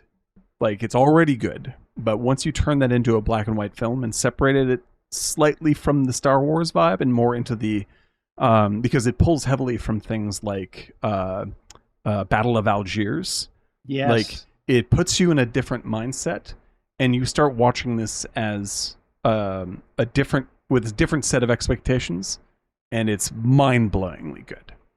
Like it gets rid of the last bad Star Wars baggage, and it reveals itself as phenomenal. Who are you talking about? I'm sorry, I'm missing out. I watched all of Andor again, only I watched it all in black and white by turning down the saturation and upping the contrast on my TV. You do this all the time. This is how you save movies. Andor sounds like a rom-com from the 90s. Like, Andor. But like in this case, like I already thought Andor was excellent. Like it's not like I'm trying to like, it's like with Dune. Dune's the original Dune is kind of a mess, but in black and white it sort of buffs over some problems. Like this one is already a great show to start with. But if you watch it in black and white, it starts looking at, like, a bunch of people commented on this when I put it before. It looks like science fiction Schindler's List, and you take it in an entirely different frame of mind instead of thinking of all the leftover crappy Star Wars baggage from everything that they've done recently. And you can see crystal clear how great the show is. It becomes so much itself. It absolutely takes off. You know what's great in black and white? Alien. The original Alien. I bet that's great. Yeah, I did do that. Yeah, years ago. It is. Yeah, it's beautiful. It's really good, and it just brings it to a noir sense that is just good high contrast lighting, fantastic. There should be a mode. There should be a mode on your TV that just black and white. It's Thrawn mode. The Thrawn mode. It's the Soderbergh mode. I have to credit him. He did Raiders of the Lost Ark in black and white and started the whole thing. But it's like it pops you into, especially with something like Alien, you've seen it 1,000 times. It puts you in a different mindset to experience the movie freshly again. And so it may not be better, but it'll all come back to you as like, oh, like a long time ago, this blew my mind, and it gets to blow your mind again. Andor is incredible. Great show. Nice. Okay. So what was your motivation to see this movie? I had not seen this since it came out. And this is 2010 or 11? Around the same time, right? Around the same time. And I remember being really sort of, I remember thinking of it as a very cutting edge kind of movie of the science fiction type. Because it's 11. almost... This came out in 11. Right, because it's almost more of like how can I say it? Like, it has a hard science fiction feeling to it, but it's clearly a fantasy. Like it's an absolutely what's the word? Like it's a metaphor made literal, and it's basically a very, very indie drama, which takes one aspect and manifests it as physical reality. It uses the sci-fi to try to solve a wish. Yes, right. Like a regret, right? So this movie is about regret. Yes, absolutely true. Absolutely. So it's almost more of a magical realist movie than it is anything else. And I remember being pretty blown away by it a long time ago, and rewatching it, I was like, this is the production is way shakier than I remembered it, but I still stick by the intent of the filmmaking, and I think that it's got a lot of great material to it. It's not quite as like with Monsters. I was like, this is better than I remember. This was like, this is a little bit more. This is way more indie than I remember it being. Like it's I've never seen this. Have you seen it, Eric? It's very low. No. But you liked it. I was pleasantly surprised. I thought it was a really well-made movie, and it kind of, well, we'll get into this. I have this whole thing we'll get into it. I think that there's tomorrow or tonight? No, we'll do it right now. Let's start. In fact, let's get into this. To finish it, hold on. Let me hit record. Yeah. Let me hit record. Yeah. Sorry, I'm kidding. But yeah, just to finish up, to say like what like this movie does things just like Monsters did things production value wise that no one was doing. This did things dramatically that nobody does in sci-fi, or at least rarely attempts in sci-fi. So I think that it's afforded by the low budget. It's definitely very. What is the budget on this song? Look it up for a second. 30 cents. Yeah, it's got to be pretty cheap. It's really cheap. It's pretty cheap. Yeah. Sub-million? If that. Yeah, let's see. That is 100,000. Yeah, that's about right. It feels like 100,000. It feels verging on student filmy at times. Yes. So you can't. I wouldn't put the hopes too high in terms of like, don't watch Monsters and then this. Like it's a production value step down. It is along the lines of Primer, where the conversation reveals the sci-fi as opposed to this image revealing the sci-fi. And you have this feeling that it's going to be, well, I'll just go in the context of the movie the whole time. They discover a second Earth that is there, like a twin Earth, and they're trying to understand it as you go. And you have this feeling that someone's going to go there, but it never actually happens. It's like, it's almost as if, when I mentioned this before, when you have a dream that you're going to go on a trip. Yeah, and you never. Or you're going to go somewhere, right. And the whole time is you preparing to do it and not actually being there. Right. And that's what this movie was. It's like, second Earth. Okay, what are we going to go? And it never actually happens, right? Right. And so that's kind of the story, that the underlying story. But now there's a much bigger story underneath that you don't realize is the bigger story, because you think the story is all about this second Earth. Right. But it's about something else that happens. Right.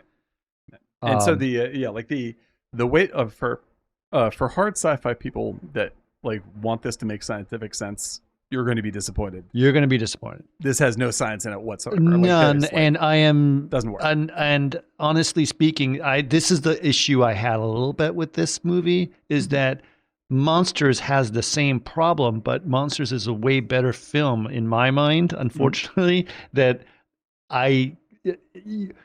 you forgive those things all the time if the story and characters work, right? Yes. Yeah. And this is not well made enough to fully overcome those problems. I think that's exactly what. it. Yeah, I 100% agree, and that's sort of what I was trying to get to. And then the other thing is not Monster. Like my other example is Schitt's Creek has got so many plot problems if you really get into it. If you think about it. But the character building is so rich that you don't even give a shit. You don't care. It doesn't make you're not there for the fucking plot to make sense. Right. Like how do they get all those clothes when they're supposed to be, et cetera, et cetera, et cetera. Right. But this thing is really attempting something very delicate and very thoughtful and deep. And most of it works. Sure. Like I think it falls on the side of like the intention is so solid. Brit Marling is so good. She is pretty good. Yeah, like it's like she carries that movie for me. I think she's very, very good in the movie. And like he is very much like a theater actor. In a film. Do you know who he is? Who? The guy. No. The main actor is Tom Cruise's cousin. No. Oh my God! Wow. Now that you say it, I can imagine it. Yeah. That's bizarre. That's fantastically strange. So I was interesting. I was looking into it. I was like, he's been in a ton of TV weird things, right? Right. He was on like the biggest thing he's done besides this was like he was on 11 episodes of Lost. Okay. Right. Imagine if Ron Howard's brother was in it as well. But then I looked at him and he played these like the hotel clerk in Minority Report, like Tom Cruise films, right? Right. And I was like, oh, hey man, but he's a good actor. He's a really good actor, actually, in this. I mean, considering, right? Yeah, I think that he's a very good. Like, I think he's in. I looked it up. He was like In the Bedroom, maybe. It was on the list. I haven't seen In the Bedroom is a really good movie, but I haven't seen it in a long, long time. But yeah, like this guy's a good actor. He's just a different. I think that he and Brit Marling are not. It's like the same problem I have with the other movie with Monsters. I'm just like, the casting doesn't work for me here. It's not that either of these people are bad. It's just that the chemistry isn't adding up in my brain. This isn't. Oh, him and her. Yeah, right. I'm well, just like, it's not supposed to, right? Yeah, she's forcing that to happen. Yeah, for her guilt, for her own satisfaction, which we'll get to. It's a guilt thing, and it needs a little bit.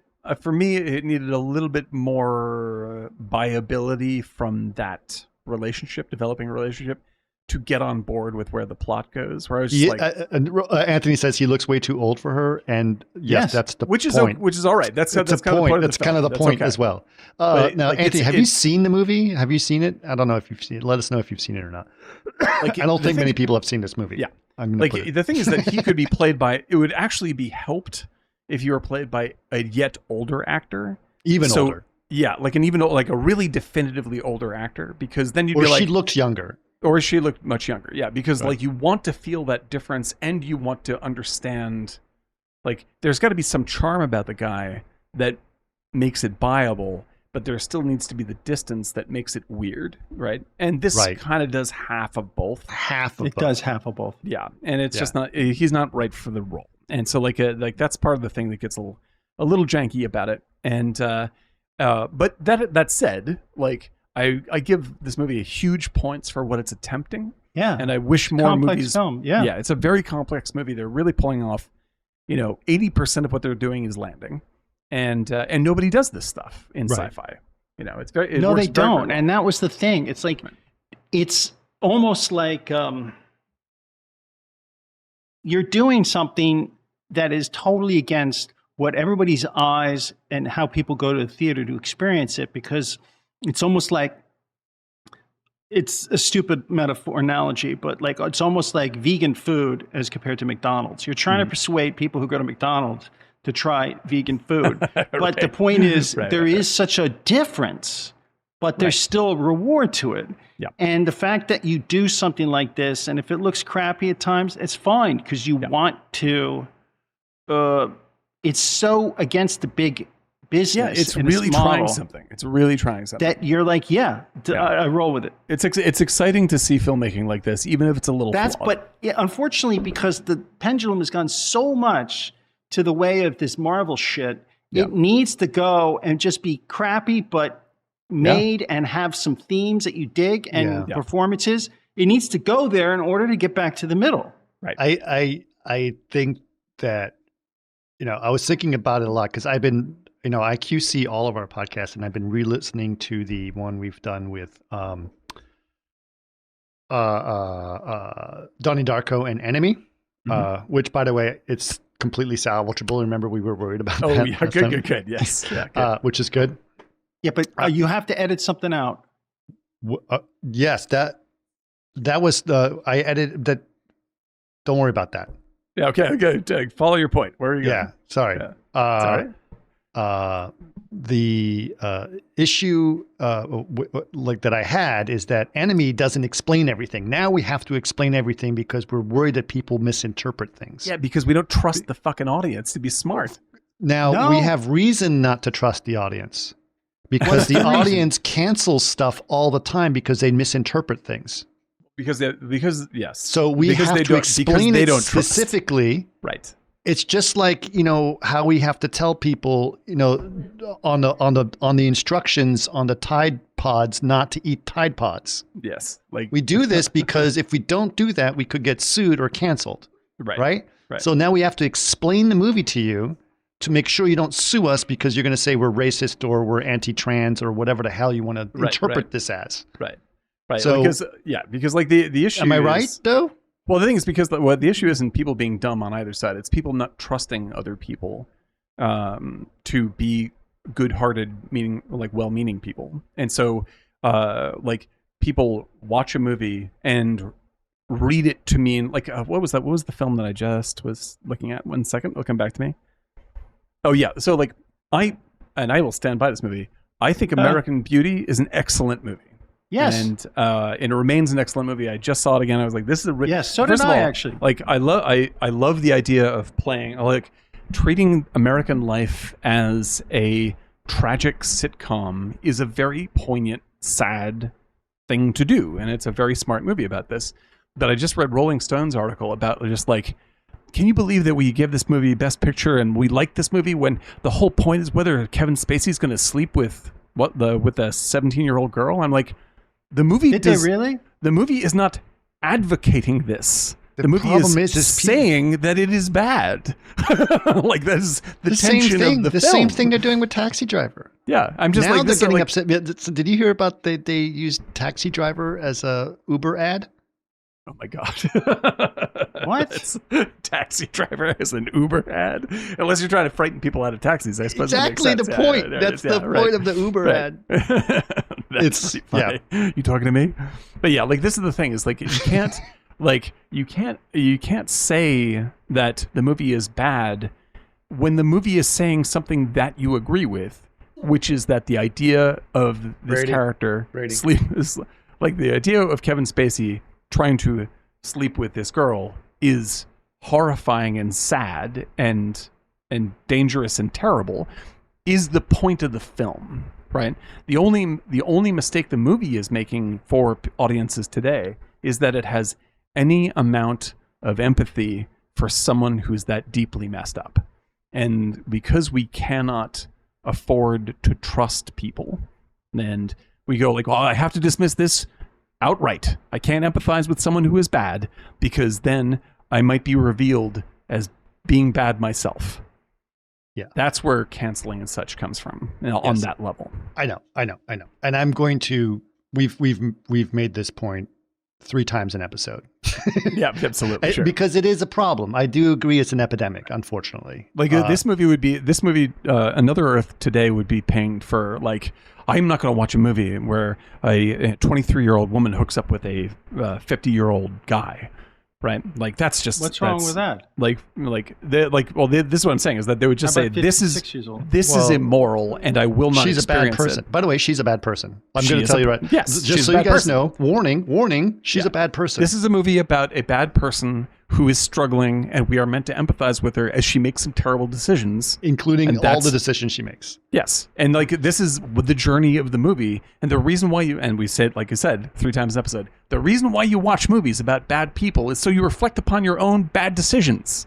Right. That's the point of doing these kinds of movies. It's so you explore yourself. Oh my God, I do that too. Now that I see it from this side, yes. I shouldn't do that. I may not do something quite as extremely bad as this, but that's been expanded or exaggerated for so that I notice that it's bad, but I do essentially these same things, and I should look at that stuff within myself. That's why you make these movies. That's the point. It's so you understand yourself. Your mom, did she do meth?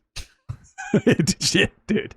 So like this is the struggle that we have all the time now. Yeah. And what that produces is audiences will not watch something unless it has very clear moral lines about good people being good, right? So they can feel good as good guys for watching it. And that makes producers go, look at these fucking idiots. I guess we have to make dumb movies that explain why things are bad.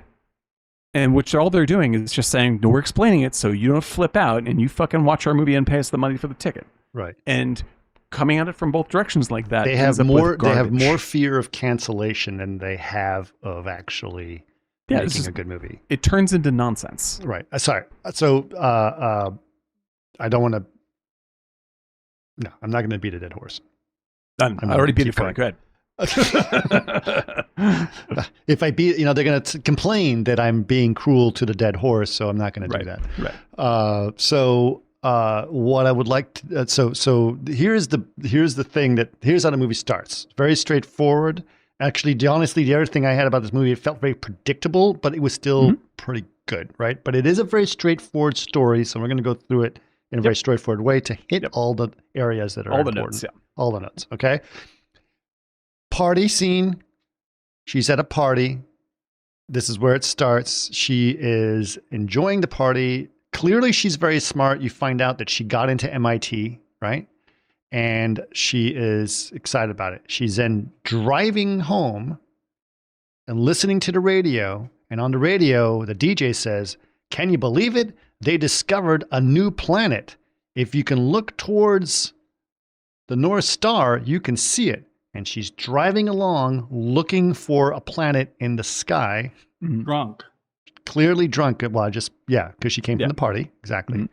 Then you see another car with a couple in there and a kid, and they're acting like the very, very happy family. It was almost too cliche of the happy family. It's like they're stopped in the stoplight. It might as well be a freaking Chevy commercial. I got to say, for a budget that they had, that crash was good. That's what I was going to mention that. Crash Yes. No, you weren't. You're just taking from me. That's it. Copying. Yes. That crash. It was definitely the most expensive shot in the movie. Yeah. Great gag. Great gag. So she is staring at the planet, which is a little dot of blue in the sky. And clearly she doesn't pay attention. There's an overhead shot of the family. So, there's a guy in there at the driver's seat. And then there's a woman. They pretty much tell you she's pregnant. Can you feel the belly? Can you feel her in the belly?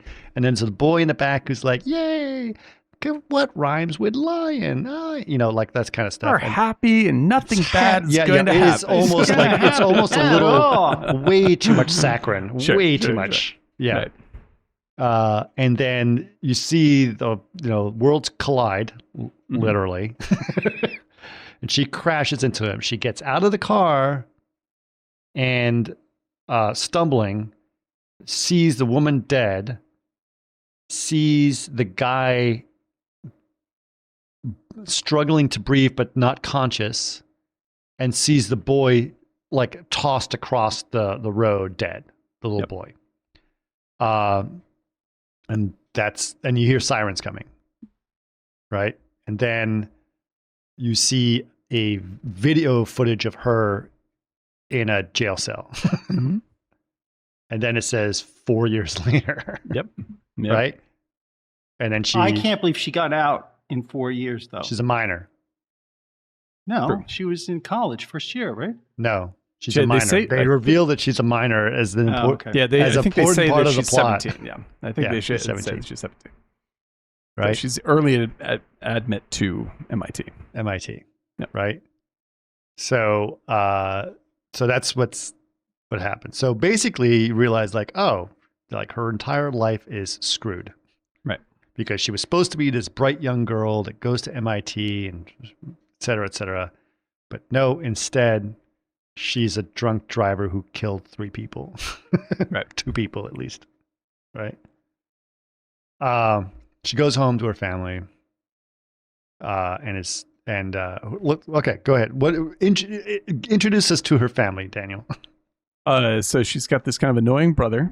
He's a douchebag. He's a douchebag. He's just classic douchebag. That's bad. Like they have an adversarial relationship. He is it is later revealed that he is angry at her for not communicating with him when he is writing her in prison. But that is not immediately obvious. You have these parents that are, they're good to her, but they clearly think that her life that's it. Over. Well, they're just trying to be good parents, but they're disappointed. They don't have a choice. Yeah, they're disappointed, and they're investing all of their love and interest in their son now, and she's they'll support her trying to get her life back together. Right. She gets a job. She goes to accounts to her probation officer, whoever it is, right? Right. To try to help her find a job. Yeah, she's like, I don't want to deal with people. I don't want to talk to anybody. I don't want to. The probation officer is like, you're clearly very smart. You should probably be working in something that's more challenging than blah blah blah. And she's like, no. And so she ends up taking a job as a janitor at a high school. Right. And her boss there is.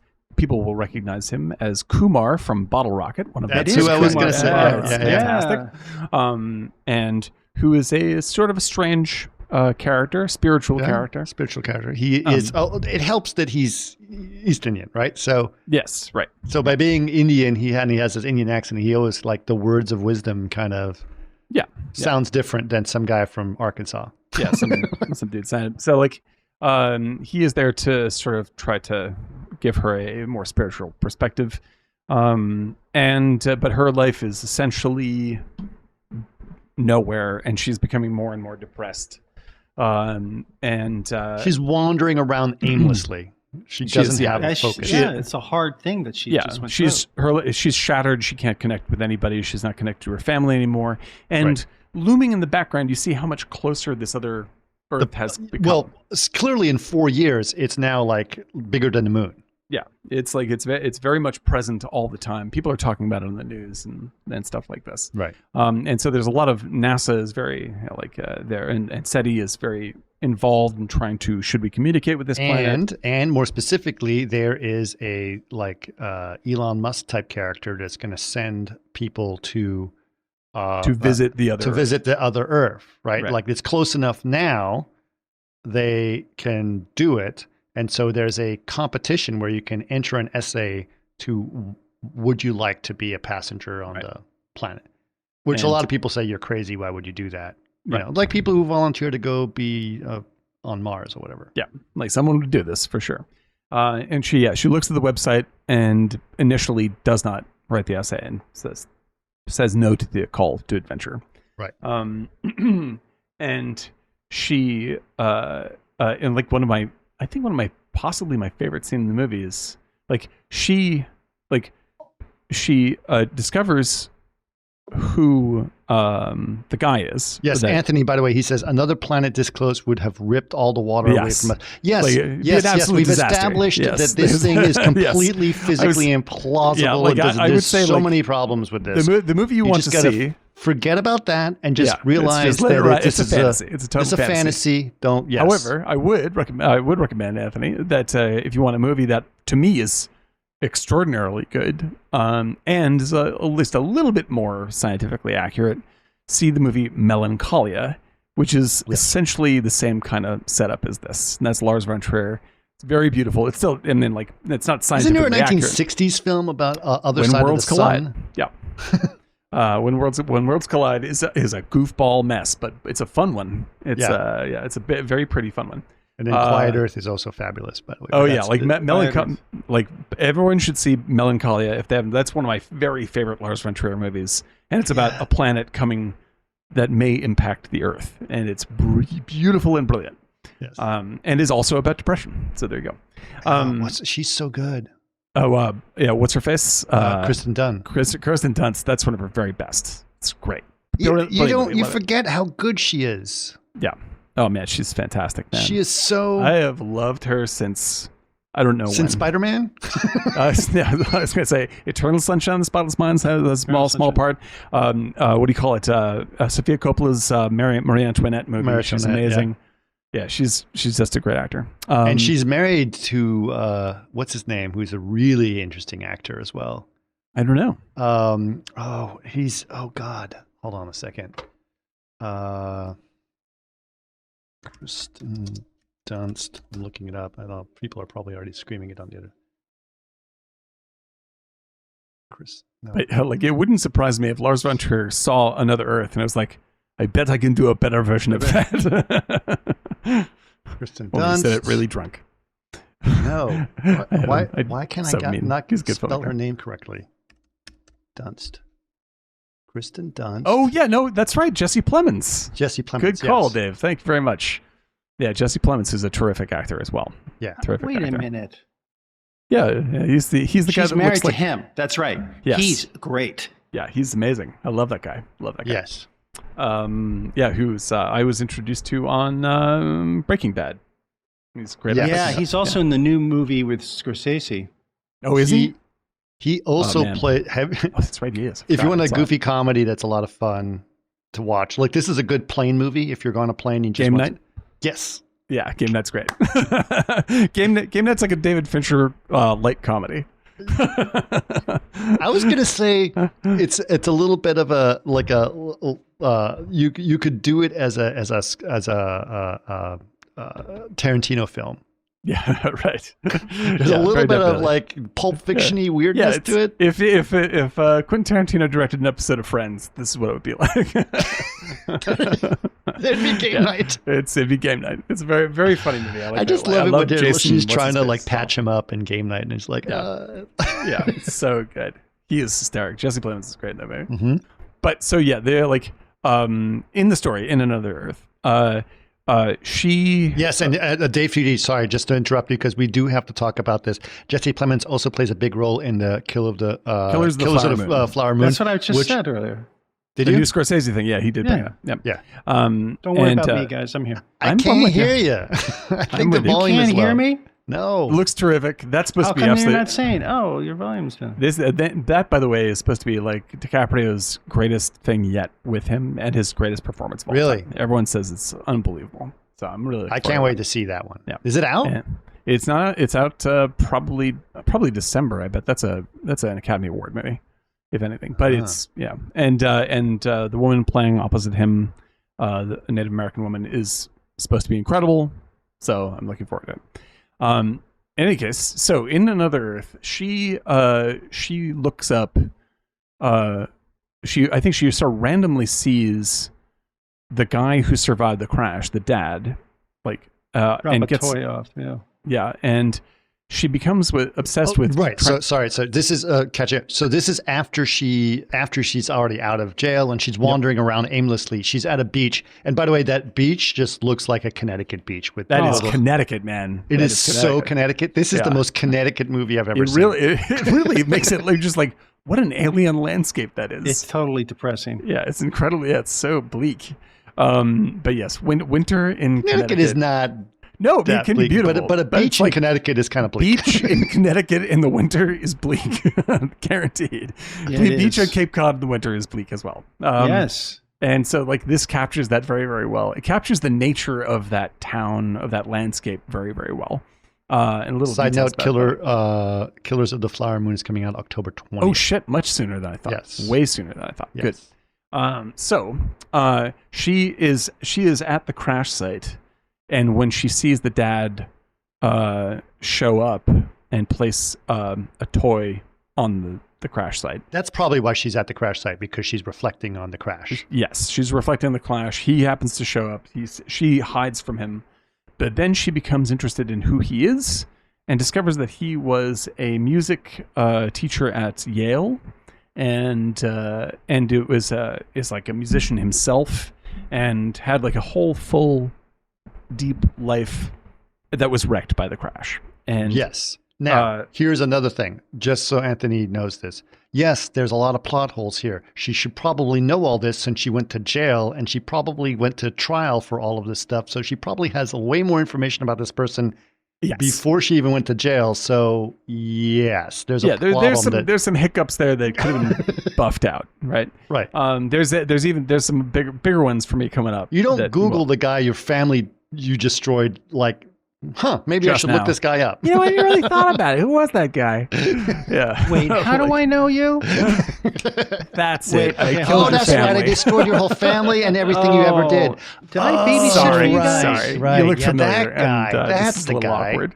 No, I didn't babysit. I killed the family. I didn't babysit. I thought I killed your them family. with my car. That's it. That's right. I killed your entire family. Right. Sorry, and your my pregnant mistake. wife. Okay, so and you're happy. Okay. So anyway, how are you? How have you been? It's been so long since That's we've seen each exactly other. what happens. Right. That's exactly. But she becomes very curious. So she basically stalks him. Right? Yeah, she stalks him, and she creeps up to his house, looks in the window, sees that he is a depressed alcoholic living in a now trashed house. Squalor. Just absolute squalor. And this depresses her even further. And in one of my favorite bits from the movie, she kind of tries to kill herself by taking off all her clothes and lying down and trying to freeze herself to death. And she's like she's naked in the snow looking up at the other earth and passes out from the cold. And she is saved. She's like, someone finds her and she's got frostbite in her fingers and whatnot. But it's one of these things where I'm just like, that's not a scene that would be in a higher budget movie. That's something that they just thought of, and like they're like, what if this happened? And it turns into be you find stuff like this throughout the movie. You're like, that's a really wild way to have done this, and it made me excited for the movie. I was like, that's a strange and lyrical thing to do, and it's beautiful and it's weird, and I loved it. And that's something that's not filmmaking by committee. Right. No. Exactly. That is a guy just like, I'm going to shoot this idea, much like Monsters, and I'll compose it later, but I have an idea, and these are kind of the themes I want to deal with. And that's what I loved about both of them. Is that, by the way, I'm Eric, Chris. Nice. But that's what I loved about both of them. And they're not perfect. Your mother taught you well. No, I'm not saying guilt. It's just that, I exist. No, but the point is, that is the reason why you have to like films like this, for the potential of what it possesses, and even makes you think. Yeah. Like you could make this better, more. but it's still very interesting, experimental, and inspiring filmmaking. I love the fact that people make this stuff. Yeah, exactly. My point is also, when I was watching, is the expectations people are now trained on are glossy. Yeah. But in reality, these kind of, David Lynch-esque kind of, dark but blue and, gritty, it still works because it's an image that tells a story. Yeah. Absolutely. And I mean, specifically, actually, Eric, on that scene where she freezes herself, it's so dark that the grain is they pumped it up. Yeah, exactly. It's great. So high. Yeah. Like they're just like this. We can't see anything, so you got to lift the levels up to 90. Well, it's even worse, right? Because I was thinking about it technically speaking, right? Because it's very dark, clearly when they shot it, and they shot it in slow motion. So if they shoot it in slow motion, you got to pump the ISO darker. Even higher. Exactly. Yeah, it's it's like, oh, okay. And then most filmmakers would never let that happen. Yes, right. But like we're saying, Eric, is like, let me just do what I want to do. Just fucking go and shoot it and get it. It's more important to get it than to ask somebody if it's a good scene. Yeah, but we're trained to have these kind of, Marvel-esque type of environments that are pristine. But, you go to a museum and you see textural quality Basquiat and you accept that narrative. Yeah. But here it's like, oh, that doesn't look like a good movie because it's not perfect. Like the movie that I've seen recently that made me feel as excited as this kind of movie is something I think it might still be on HBO. It's called We're All Going to the World's Fair. And everyone should see this movie. It's a pretty well made, very interesting movie. It's definitely the fuck it, let's make it today attitude. And I found it was legitimately upsetting and beautiful. And I was seeing movies like that with relative frequency in the 2000s, and I haven't seen one like that in 6-7 years. Yeah, before I saw this, I'm just like, we haven't made these types of films in a while.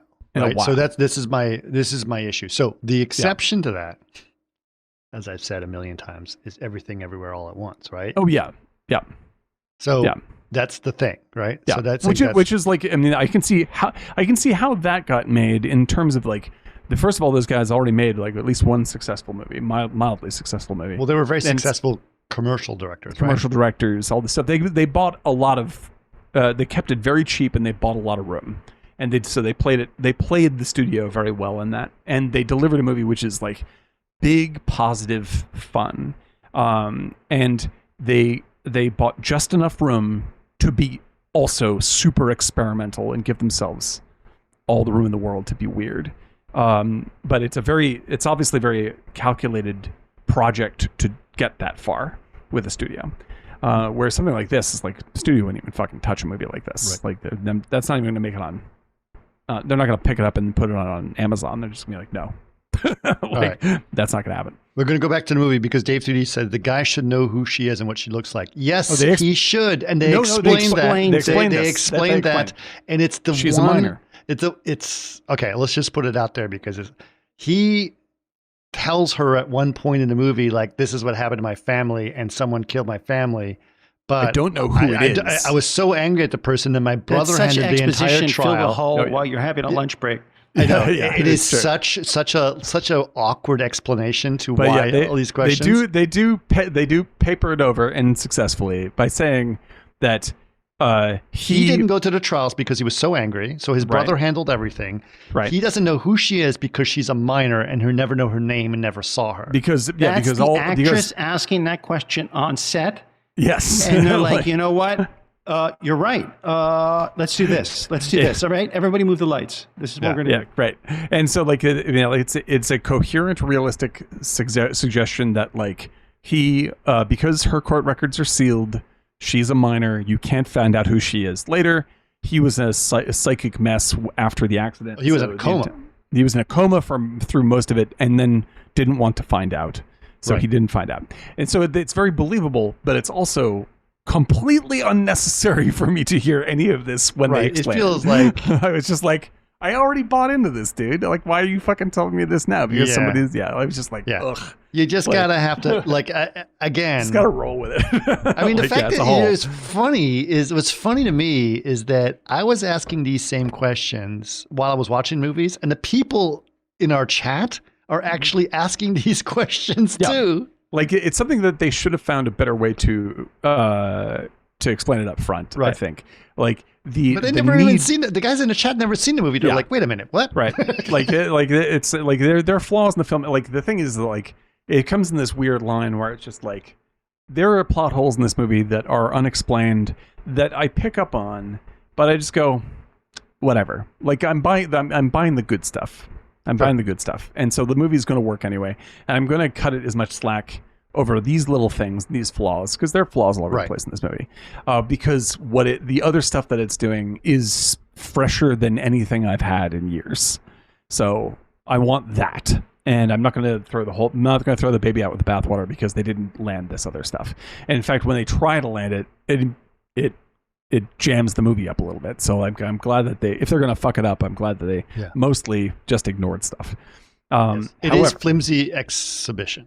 Exposition, right? But I always get that. I always say exhibition instead of exposition. That's fine. But yeah, so like she becomes sort of obsessed with him, and then she gets in her mind like, I'm going to apologize to this guy, and she wants to apologize to him, right? And she loses her nerve when she gets to the door, and she also saw what a freaking wreck his house is. Plus, she cleans the school, right? And she says, "I'm part of a maid service." Right. Which is, again, student film. Yeah, this is a total student film movie. And this is actually the flimsiest bit. It's getting through this part where he's not asking any questions about what she does as a job or how much this is, right? This stuff. Like none of this stuff works logically at all. Right. And you just have to go like, let's get to the... I'm part of a maid service, and then we give you a free trial. Perfect. Come on in. Come on in. Clean my house. Here's my checkbook. I'm just going to sign it, and you cut yourself a check for any amount. Right. Like this is unlikely, but the setup is she is put herself in a position to have to go and clean his house. And so to her, it's a metaphor for helping him get back to living. Right. And in reality, she is cleaning her own house upstairs. Right. Like that's the actual metaphor. She is trying to make herself feel better for helping him. Right. And so this is they finally get to the meat of the movie is like she's coming to his house every week, and slowly their relationship builds through this process. This is something you'd see in a modern French drama. Like this is the setup you'd find in a for sure 2010s French film, right? And and like so I've seen things like this handled in good drama. But I've rarely seen anything like this in science fiction. Like, it's so fucking rare that people combine this when actually the metaphor of having the other Earth makes the whole thing very compelling. Yeah, it does. Like, it's really a beautiful, lyrical, poetic thing to do. I gotta say, that shot, which was almost like out of Alien, where she's watching Ash and everybody go down below or into the thing where their heads get sucked in, where the president or somebody is on television, like, I went to Disneyland. Right. And that was really great filmmaking. Yeah. Like, so you guys know that was not in the movie. Right. That was Eric being Eric. Right. No. It is. No, you saw the director's cut, though. That's what it was. Wait a minute. Wait a minute. So hold on a second. It is in the movie because she's with her family and they're watching the woman talk to the other world. Oh yeah. Oh, that's a different part. Yes, right. That's later in the movie. Yeah, sorry. So that is the most compelling part of the movie because that was a really well made. And it's like that is pure science fiction right there. Oh, right there. A great and everybody freaks out. Like, what did I just see? Good. What did I just see? Yeah, I thought it was a little cheesy. But the point is that basically the Earth is getting closer and closer, and they're trying to figure it out. And they realize that they're now in radio range, and they're trying to communicate with the other Earth, right? And so this woman from SETI, from Silicon Valley, from Mountain View, right? She is trying to, hello, I am Dr. blah, blah, blah from Earth. What is your name? And they're like, and suddenly like, oh, we made a connection. And then the background is like, I am Dr. blah, blah, blah from Earth. And then it's just like, they realize getting that this feedback. Is a perfect it's like, mirror. and they realize, oh, it's a different person. Right. Now, and one of them ordered Uber.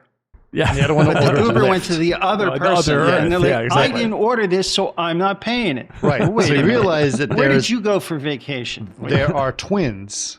It's a total mirrored world. It's a mirrored world, right? And she's like, and then she goes, I went to Disneyland and I saw this. And then it's like, what did you order? Space strawberries. And then you're like, oh my God, it's my doppelganger lives on Earth. That was great because it freaked out the family in a way, and it gave a sense for the drama that's occurring in the sky. For me, whenever the mother reacted, I thought that was really great.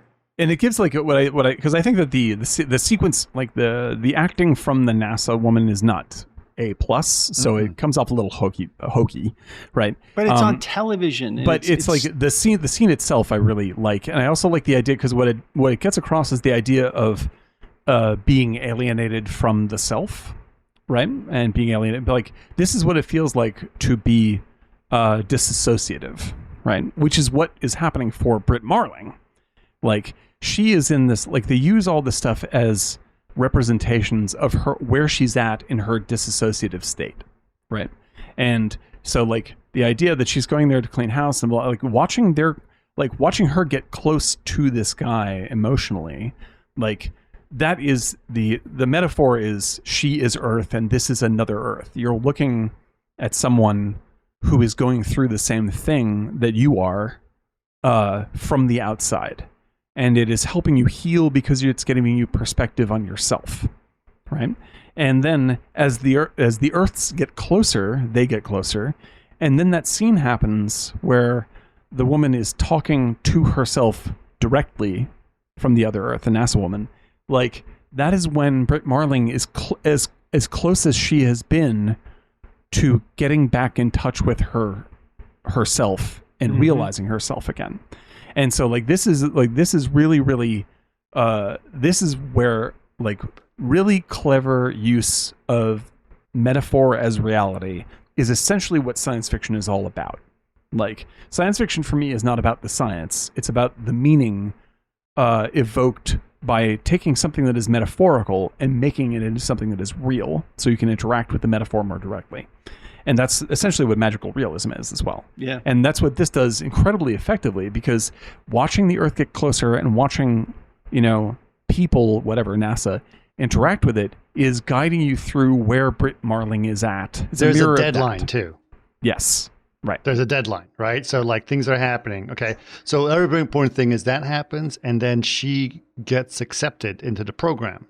Right. She writes I love her, by the way, her write-up is good. Her write-up is pretty interesting. Yeah. I don't know if I would have chosen her, but I did. And but her point in the write-up is like, everyone who explores new worlds are not scientists and brilliant people. Those people never explore. They're always the outcasts, the rejects. Right. And I'm a prisoner. Right. And so like, Australia was founded by prisoners.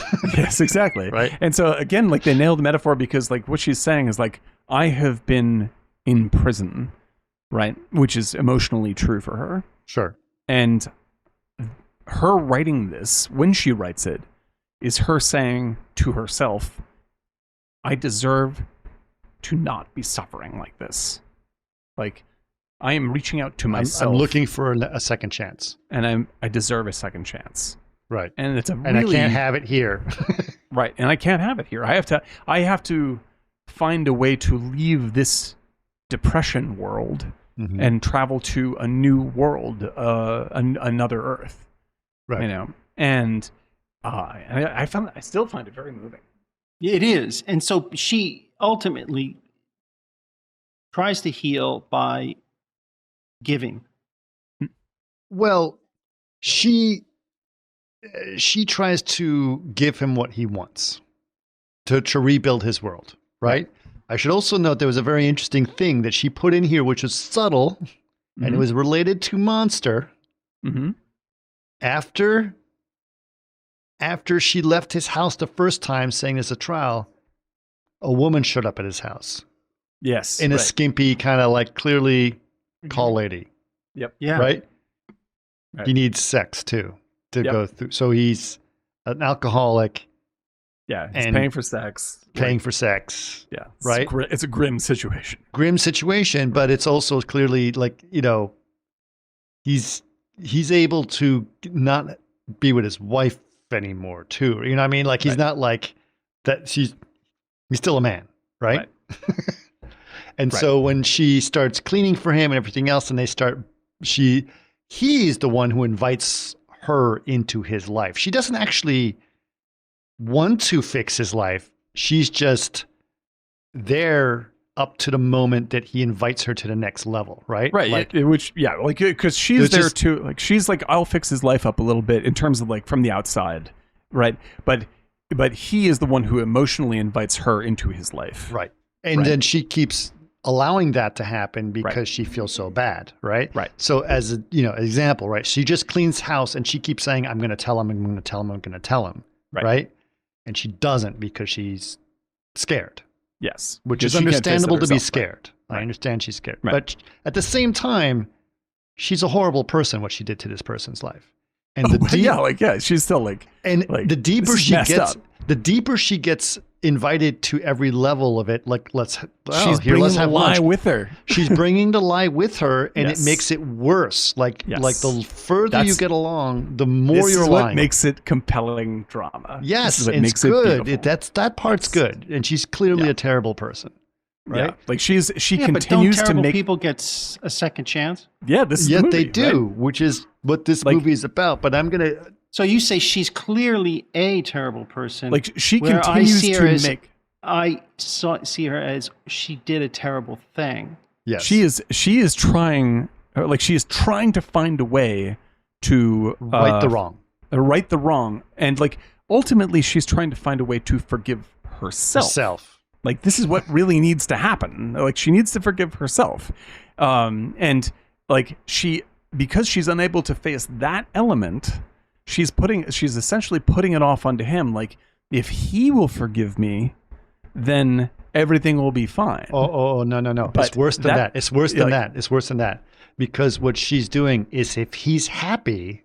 Then I'm forgiven. Yes, I am forgiven. Without having actually told him who I am. Yeah, she is afraid to go through the responsibility of what she has to go through, right? Yeah, I don't know if it's that insidious because I don't mean that's insidious. I didn't mean that's insidious. I mean that's very, very painful and real.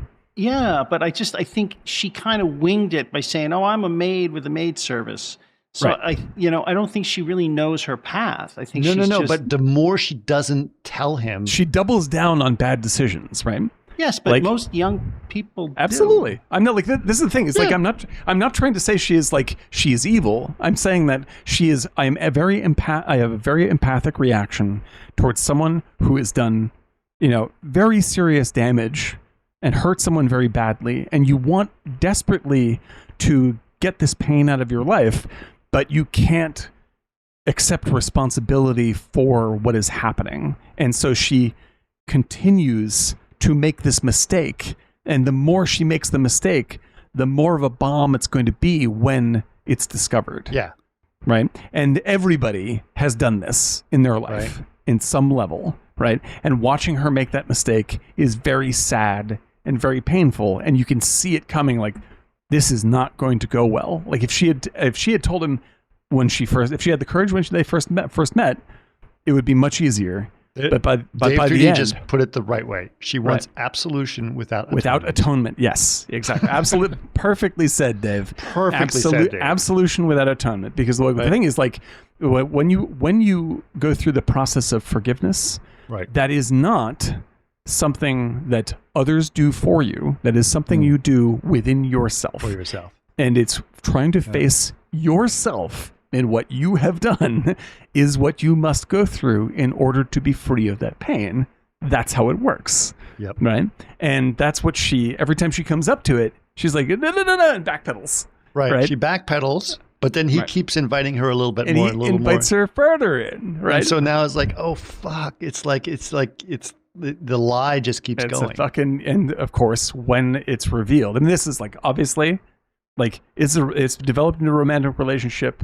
They sleep together. He's together. Like, I'm in love with you. This is amazing. Yeah, and she still hasn't told him. His life is turned around. It's clean. Yes. He's cleaning the house. He's in a good place, and she can tell. And yes. she feels both the joy of his life being rebuilt, and the guilt that she hasn't told him yet. Yes, and it's 1,000 times worse. Like, it's just like she's built an atom bomb. Right. like she just keeps on packing and then more what explosive. happens is she learns that she's been accepted into the program. Mm-hmm. So she realizes, I can freaking jettison out of here and escape this hellscape that I have painted myself, or I can deal with telling him. Right. And so she decides the following: I'm going to tell him, and if he accepts it, I'll stay. Mm-hmm. And if he rejects it, I'll go. which is the metaphor made entirely real, right? Right. It's like this is it. Like the other Earth for her becomes an escapist fantasy. Like, right. if you reject me, then I'll still be fine, because I'll go to another planet where it's all going to be especially great. A planet which is a mirror of the planet you just came from. Yes, exactly. Right? So you can just it's just the same. Where I don't have to feel shame. They should call this movie Second Chance instead of Another Earth, right? Right. Now, what they also find out in the movie, based on I'm using sci-fi or the science part in quotes here, is that the mirror part, they call it a broken mirror situation, because their synchronicity, where everything was synchronized, broke the minute that each planet saw each other. Another great metaphor. Right. And so it's a little quantum physics. But that's a smart little. Yeah.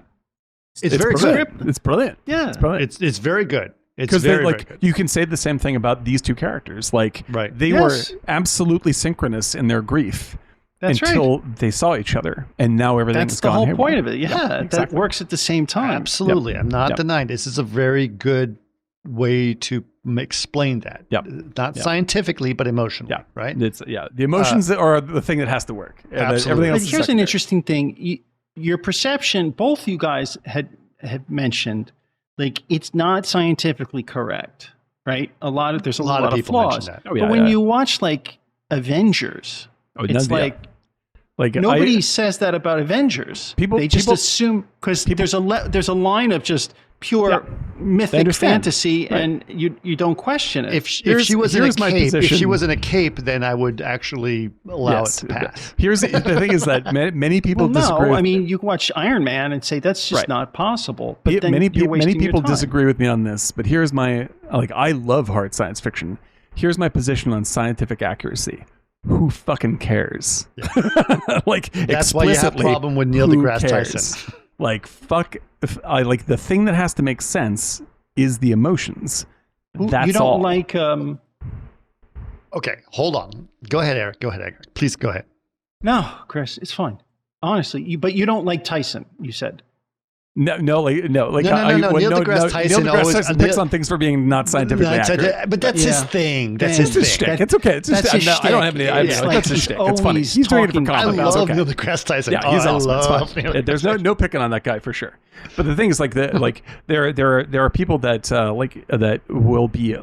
that will affect their perception of the emotional plot if things are not structured properly scientifically. I get it. I mean, hey, whatever your values are in terms of what you're there for, that's yours. But for me, I like it when they can also make the science work. That's great, but that is not a deal breaker for me. What has to make sense is the emotions. So here's my thing, right?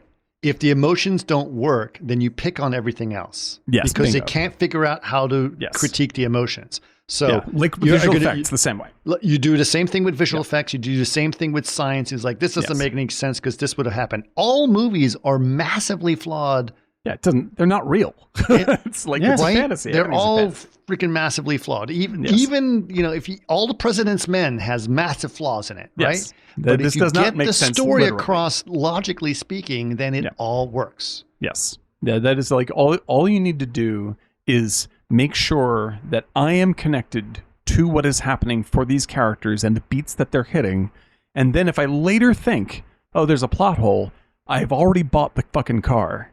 Like, I'm already in the car and riding. Like, there may be plot holes galore in fucking Raiders of the Lost Ark and Star Wars, Close Encounters, whatever you want to list. But if I don't notice them because I care too much about what is happening, you have done your job correctly. And if I'm bored out of my mind, and I'm just like, oh, and also the science doesn't make sense. Like, well, you fucked up the drama. You didn't fuck up the science. Exactly. That's the same thing I was saying about Schitt's Creek. Anyway, let's go back to this story because we're actually running a little long. But, which is fine. So, anyway, they end up sleeping together. Together. He is happy as he's been in 4 years. Right.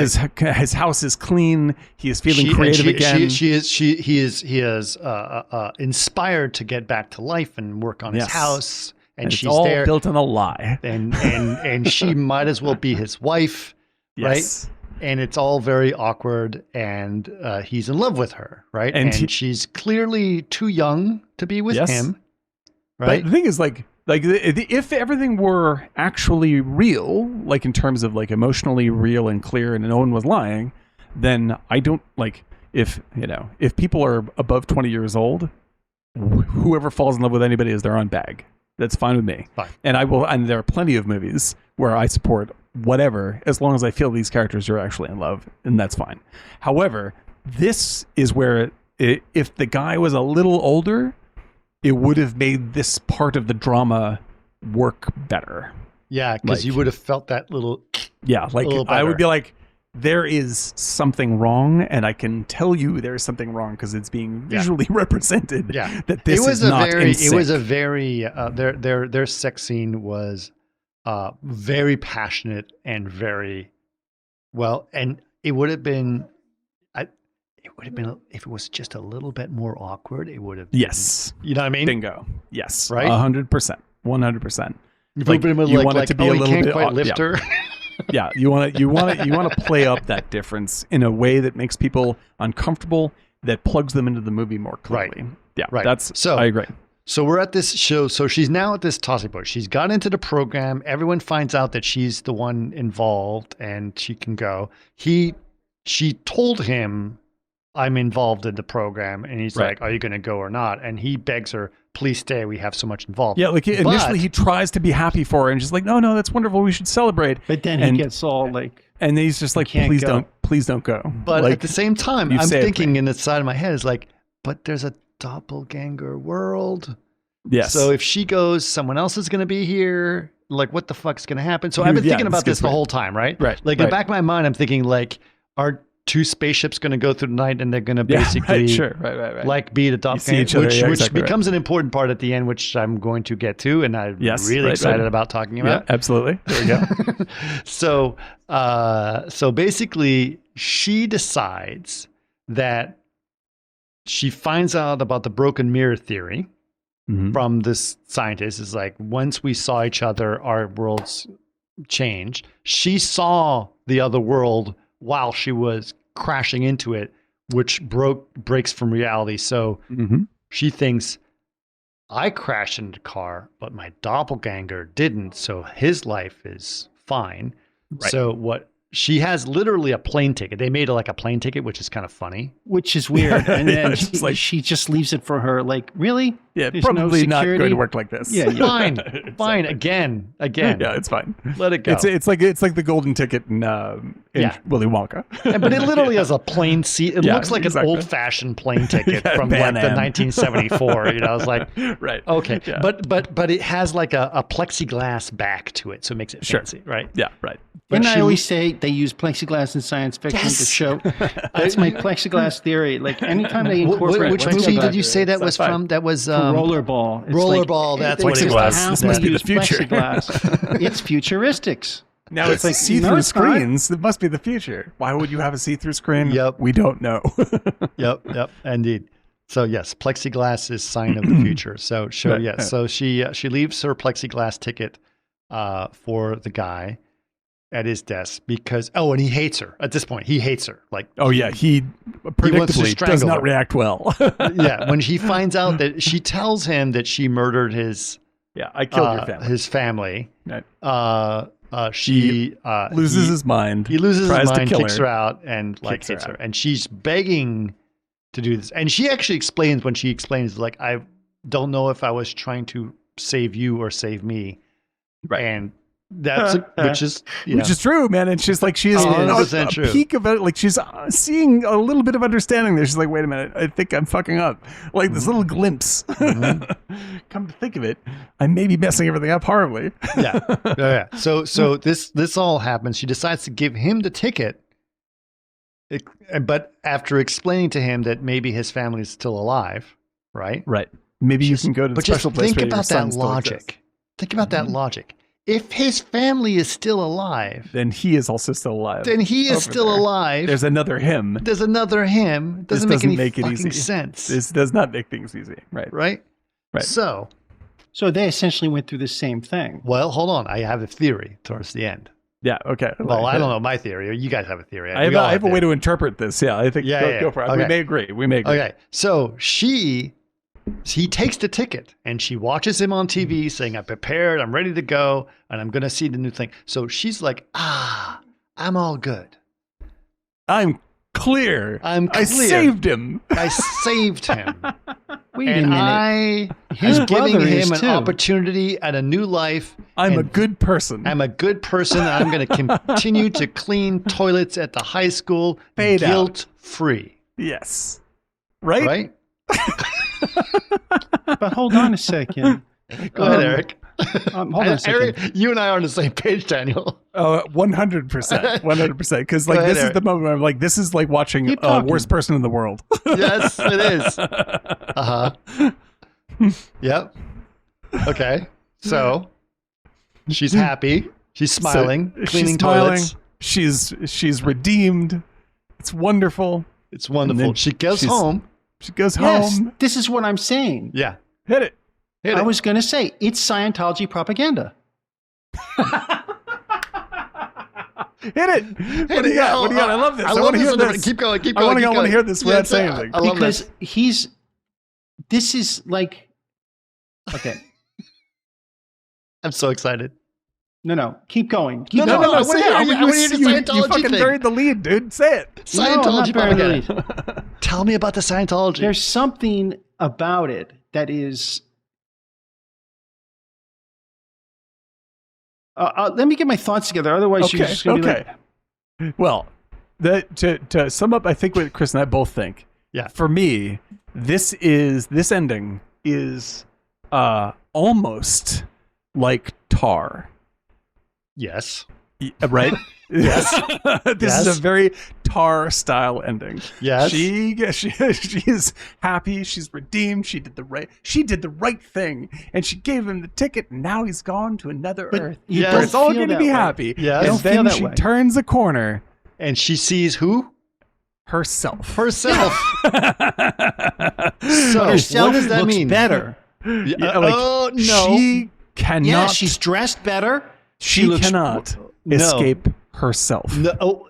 Like Eric, the only way she got that ticket to come to Earth is by being a felon.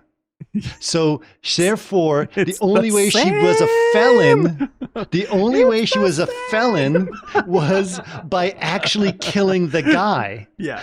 Or killing the family. So she still killed the guy. Yes. But that's a mirrored Earth. We already know that. No, because she's banking the entire time on...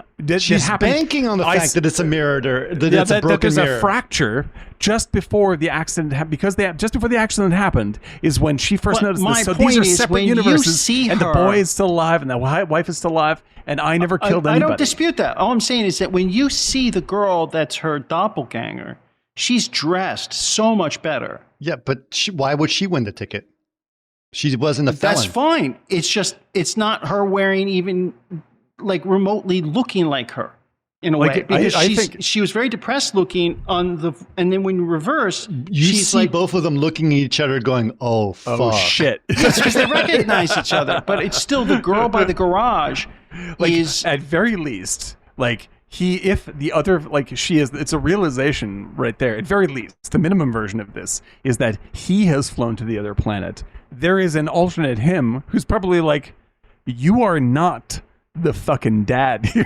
Right. Like, I am the dad. And best possible outcome is that, and that is a terrible outcome. I see it as him going back there and finding his depressed self there. Yeah, depressed self there. She got on the fucking spaceship, got all dolled up, maybe, but she got on the spaceship, came over here in desperation, and she finds that she is not forgiven here either. Like, there's no matter how you interpret the ending, you can't escape the harm that you've done. You can't escape yourself. She did not pass through the fire. She avoided it by giving him the ticket.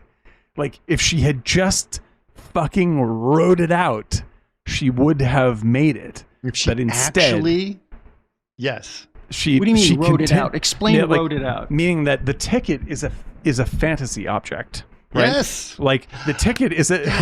You are on the same page as me. And I just watched this thing like 2 hours ago. The ticket is actually, it's a ticket to the fantasy land where everything's going to be okay. Right? And she's like, well, I can't... Like, she's like, oh, fuck, I told him. And now like, my fantasy is destroyed. But maybe I can still be forgiven if I give him the ticket to Fantasyland. Go see his family that's still alive on the other planet. And it's all going to be magically fine. No. Yeah, but you see, I never saw her getting redemption. I never saw her. She doesn't get redemption. She's unredeemed.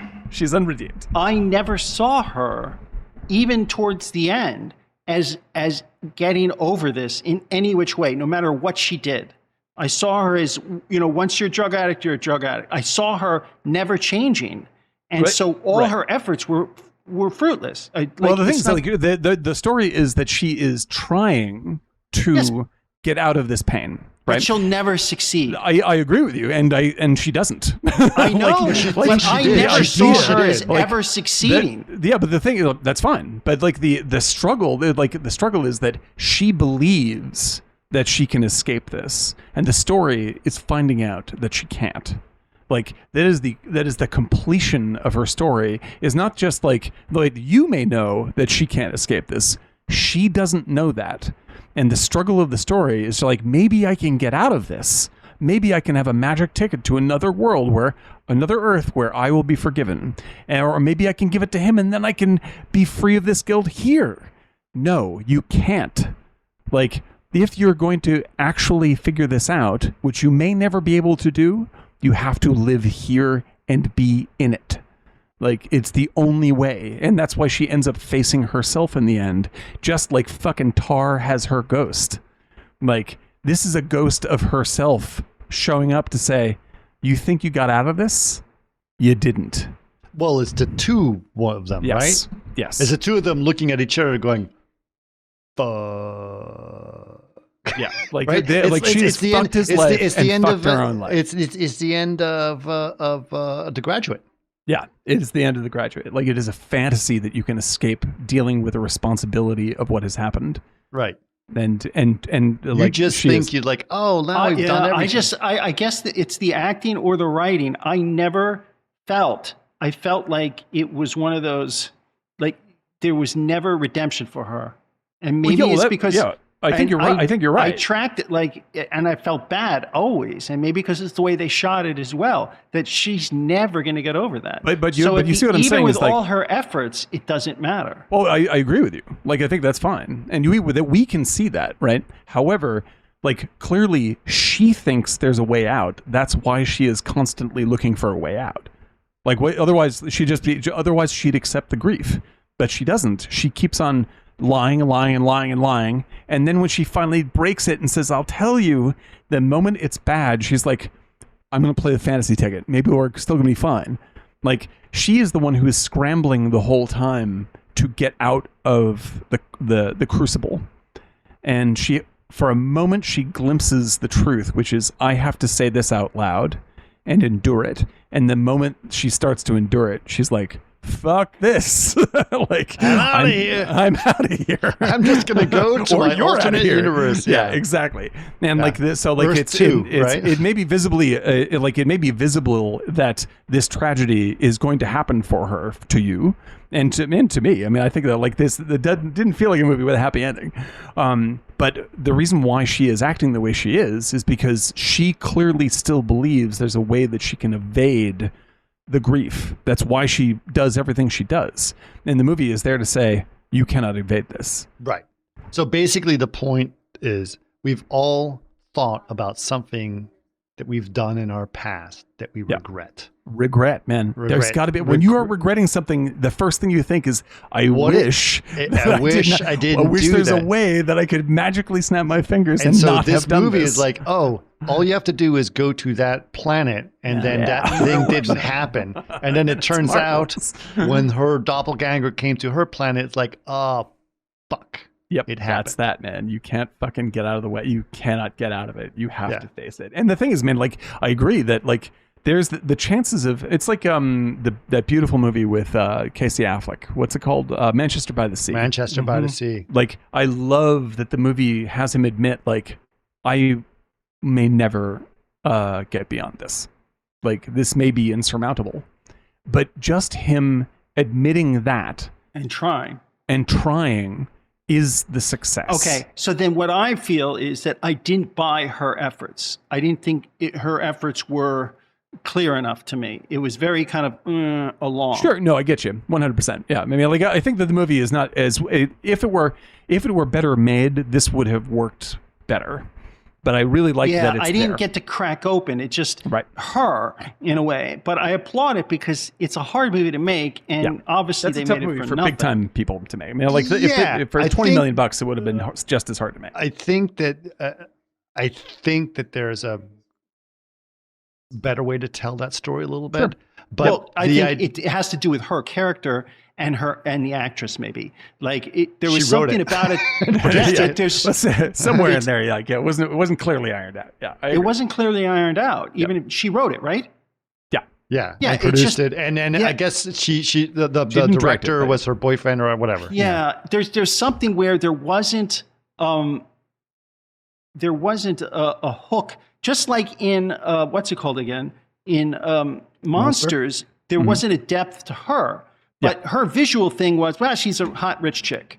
Yeah, there's a story that's attached to that works. You already buy it. Yeah. And there's a film noir quality to it. But you don't get that with her. That's a great point. You don't get that with her. Like the backstory is harder to figure out. You don't have enough of the family, and you don't have enough of her background, except that, the scene with the guy at the deli who went to school with her. Yeah, I think that's really smart. And that was a good scene. Exactly right, that was a good scene. Right. That was a very good scene. Right. We needed more of those scenes. It's a great in order example. to know her journey.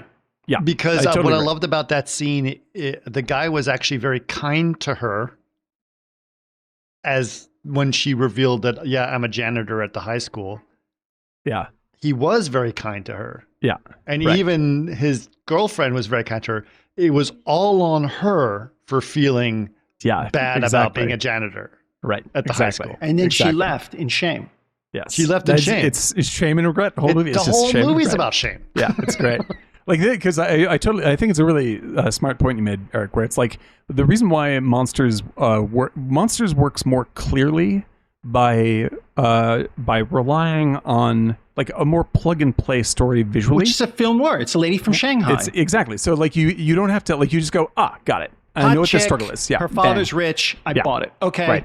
Right. Done. And so in a weird way, I want to say a little nuance in Monsters. I'm going to give a little more credit to our blonde friend in Monsters. Absolutely. I liked her as an actress, but I'm saying the setup was the same thing as Lady from Shanghai. Go down there and get my wife. Yeah, 100%. Go down there and get my daughter. You know what to do. Yes, sir. Yes, sir. Yes, sir. And that's it. You already understand the there's dynamics. A usefulness. Well, so like to complement them, there's a usefulness in that trope, right? Because it attaches a story that the audience goes, I think I get what this is, and then the visuals keep on reinforcing it, and it makes it a good, clear read that you can get attached to without having to talk it out too much. And so, like, I think that's what makes Monsters like more cleanly successful. It's just better movie making to use that kind of shorthand. But it's historical in a sense. Yeah, meaning, absolutely. Hold on, Chris. It's historical in a sense that it goes by I guess not tropes, but the film. Like it's a film noir, or there's something 100%. About it that we know as a template where he's a working guy and, he's got to go and help this hot, rich chick whose father is going to take my job if I don't do it. When you don't do that, when you're taking on a more complex plot plot like the one, emotional plot like the one for Another Earth. The stakes. You really need to have a director at the level of like Todd Field in order to make it work fully, right? Because there are fewer mechanisms that you can cue the audience with, like film noir style stuff. Because like the reason, like what makes film noir so satisfying is that you know the story and you want to see the details with how they handle it, right? You know, it's like Westerns work the same way. So tropes are not bad, right? No. And it's when you use them well, it's really incredible, right? Because you get to these very fine points of technique, and it's wonderful. So can I make my point about please. Monsters? I've been trying for a long time. No, go with it. Take it. So what I loved about Monsters is that she is not what's the movie we were talking about? Romancing the Stone idiot from the beginning, right? You can tell. Romancing the Stone, she's not an idiot. She's a successful author. She's a fish out of water. She's a fish out of water, which is not an idiot. It's just a fish out of water. But in Monsters, when you see her at the hospital, you can tell from her expression that she already has made the decision not to be the rich girl. Right. Right? You can tell she doesn't want to be with her fiance. No. Okay, that's different. But when her daddy says he needs to talk to you on the phone, that's spoiled rich girl. Where they're about to get on the train, Daddy wants to talk to you. Daddy wants to talk to you. Because Daddy's going to say, if I can just interrupt for a second, I just want to say, like, what Eric is describing is not a criticism. It's a bonus. Like it is. It clarifies. This is a tool for why Monsters. It gives the stakes for him. It's not just I got to escape monsters. This is my job, and my livelihood, and I got more pressure. And it sets the standards. So when you see him making a move on her, it's like, wow, this guy's got some balls on him. Right. She's engaged. She's the rich chick, and he's still trying to get her in the bed. Right. Like, and so like, I don't think he knows she was engaged. Does he? Yeah, he does. Yeah, like within reason he does. Oh, and but so he's like drunk. and they're like in Mexico, so you know what? Right. Like what is good there is that it's just like when you walk into a Western, like you don't want to have too much time explaining the setup. Like you just go, okay, give me the fucking black hat guy, give me the blah, and then let's get rolling. Right. And so like that's what we're like, back to black and white hats. Yeah.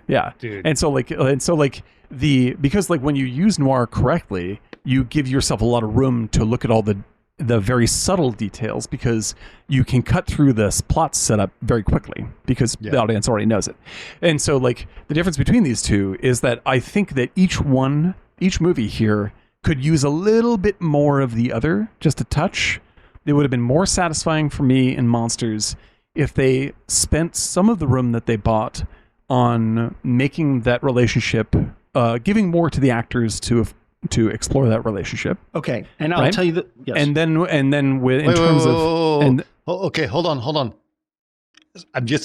We need to pause because we're going to go too long on this thing. Okay. But just Jason don't looked up interrupt something. him. Oh yeah, go ahead. No, because this is for you. This is for you, Eric. Jason looked up something. He looked up her as a character, and apparently one of the most interesting Google thing is to find out if she's a Scientologist or not. Oh, Brit Marling's a Scientologist. She is not a Scientologist? She's not a Scientologist. No, she's not. Okay. But there's a new age very vibe interesting to it. that you had that insight, Eric. And I also want to say to Eric quickly, you're talking about Another Earth. Yes. Because if he is the brother of Tom, then he's fully integrated into the system. That is part of it. Yes, that's interesting. Oh my God. That's weird. It's weird. I worked in a theater, a Scientology. Cousin. Come on, dude. No, I'm with you. That's interesting. Come on. I worked in a Scientology theater in LA for 3.5 years. That must have been wild, dude. Oh, wow. Dude. Well, they made a show about it. It's called Barry. No joke. Awesome. Our teacher, Al. He's a Scientologist? That's so good. It was Milton Casalis. Mr. Cusano. Look up Milton Casalis. All right, I'm going to do it. Milton Casalis, and watch this. And so, anyway, his wife I knew, and I loved his wife. This is so fucking But fantastic. the only point was, and I want to say this before I forget, Dan, you're talking about breathing room. It was an hour and a half. It could have been an hour 45. And when he said, oh, I don't have air conditioning, or I'm going to take a shower, those moments, even it doesn't have to be sexual, but could have brought the closeness of what they've gone through so far. Right. And she's in her towel. It's not a sexual thing. And he refuses to leave because he's attracted to her. So there's this dynamic that can go on that can explain each one and get them closer. That was a lost opportunity because it cut fast and he's gone. That's essentially what I was trying to describe before. It's not that these people are doing a bad job. I just feel like there's a little bit more meat on the bone with these actors, and they're not spending the time on it. So that's my only criticism of Monsters is like that's a little they bought so much territory with me. They could have used even more on filling that out. And with Another Earth, Another Earth's what it's attempting to do is really tar-like and huge. And I really love that. And I love that it's trying to do this. And it mostly succeeds, but it's not nearly at the level of the storytelling in Monsters. And if they had made a movie as well as Gareth Edwards made with Monsters, then you'd have the tar of science fiction with Another Earth. Because but there's so many great things with Another Earth that I have to give it. I was just like, this is messed up, but Gareth it's Edwards still with good. Monsters had a much simpler plot to go through. Oh yeah, absolutely. But his technique and his skills are just insane. This is way too much complexity, right? Yeah, you really need to do with $100,000. Oh, without a doubt. You need a really unique, very confident director. Like Todd Field would have taken Another Earth and made it into something. It would have been a totally different movie. But the richness that we can see there, if you really nailed all of that perfectly, it would be overwhelmingly powerful. Instead, it's a really good, interesting little indie movie that has incredible aspirations that I totally applaud it for. It is a small scale movie that's a little undercooked, but I really appreciate that somebody fucking did this. And the ending, as I started to put it together, because I watched it with my wife, and she's like, "Oh, well, she just got everything she wanted," and I was like, "Oh man, no, nightmare!" Did you not realize that the ending is Okay, I'm sending the link right now in Twitch. Awesome. Tell me that's the teacher. Tell me that isn't Gene Cousineau. That is Gene Cousineau. I love it. Right? That's hysterical. Is that not Cousineau? And what's his name? His name is sounds Milton. like Cousineau. Milton Casalis. Yeah, Casalis Cousineau. It's the same. I think it's the same. But yes, no, I'm with you, Chris. I think that the ending same of this movie type of theater. absolutely Same fucking location. lands this. And And most people misinterpret it. Most people misinterpret it. The same way they misinterpreted The Graduate. Yes. Yeah. I just watched a movie, not that great a movie, but it was very interesting and made me think about it. It was 500 Days of Summer. Oh, I like that movie. That's a sweet movie. It's a sweet movie, right? Yeah, I like that movie. But the plot of that movie is that he misinterpreted The Graduate. Yeah, basically. Exactly right? true. It actually says it verbatim. Yes. Yeah, that's funny. Yeah, that's right. Because the end of the movie is you misinterpreted The Graduate. Yeah, exactly.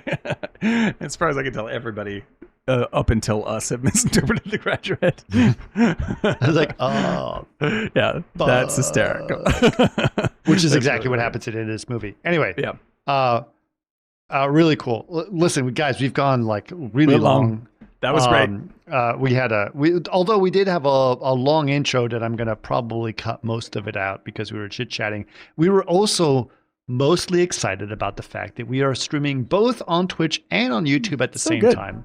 So that was most of our beginning, which through those of you who are listening to this postpartum, yes, we definitely, if you would like to see these live, you now have two options. You don't have to have a Twitch account. You can watch us on YouTube, which I'm sure all of you guys spread the word, subscribe, etc. Yeah, ring the bell, subscribe to our YouTube, and then you'll get notified on Saturdays when we do a stream on YouTube. I also want to call out very briefly, two of the best jokes went unremarked on in the chat. They're both from Jason. Yeah. One is referring to Travis Bickleganger, which I may have to use forever. And in the end, referring to the Scientology aspect of this movie as Battlefield Self. Applause to you, my friend. Applause to Jason. By the way, we should also applaud Jason, who is definitely our number one awesome person for this podcast who is always here for us. And we really appreciate support it. All the time. All the support that he's given us, especially emotionally. We really, really, really are happy that he's a part of our It's great community. to see him. Absolutely fantastic. Yeah, that is really something else. But man, those really made me laugh, and I had to make sure we got them into the wire. I had to record that Battlefield self. Yes, and then Jason just asked us, can you do drink, talk, drink in Dutch? So we'll have to do the drink, talk, drink. We'll look that up. Yes. Figure that out. Dan doesn't because he speaks Dutch. So I did. So when you did post, by the way, when you did post that whole thing in Dutch, I posted in the comments, can they do Hungarian? Because I don't know. Because Hungarian is one of the most challenging languages out there. I think I know this, but there is no other language that relates to Hungarian. Really? It's totally developed in isolation. Completely different. So the closest language to Hungarian is Finnish, and that's only by superior linguistic experts that realize there's a connection. And Finnish is also apparently very different. It's not, like Slovakian or Scandinavian or anything else, right? So, German and English are closely related, but like Hungarian is very weird. Like, here's an example. I told this to my daughter, who is very into pronouns, as a lot of people are these days. And I was like, if you spoke Hungarian, wouldn't fucking matter because they don't have he's or she's in Hungarian at all. Right. Exactly. At all for anything. Part of lingo. Right. So she's like, really? And it's like, yeah. And you're 1/4 Hungarian, so celebrate that. There you go. But anyway, yeah. So Hungarian is a very challenging language. So it would be amazing if I could say something in Hungarian and it could do what you just did, and I can give that to my mom. Yeah, she would flip out. Yeah. I'll get the link and you can check it out. I was really shocked at what a good job that thing did. It was really, really wild. Yeah, kind of frightening and totally amazing. So yeah, maybe Hungarian. Yeah. Anyway, this was kind of an amazing. I love this one. Amazing episode. A good one. I was like, we'll do some indie stuff. This is actually an amazing episode, and I love the fact that we came to this radical conclusion at the end, and all three of us were like, it's so much fun. So really great, great. And also, honestly, I think for all three of us, this resonates with the idea of anyone can make a movie. And this especially is important these days. This is important to all three of us because we all know that we have vision and we can make these happen. And so being able to have that conversation is important. So, so 100%. All right. So you guys ready to do this? We're ready to do it. All right. Drink. Talk. Drink.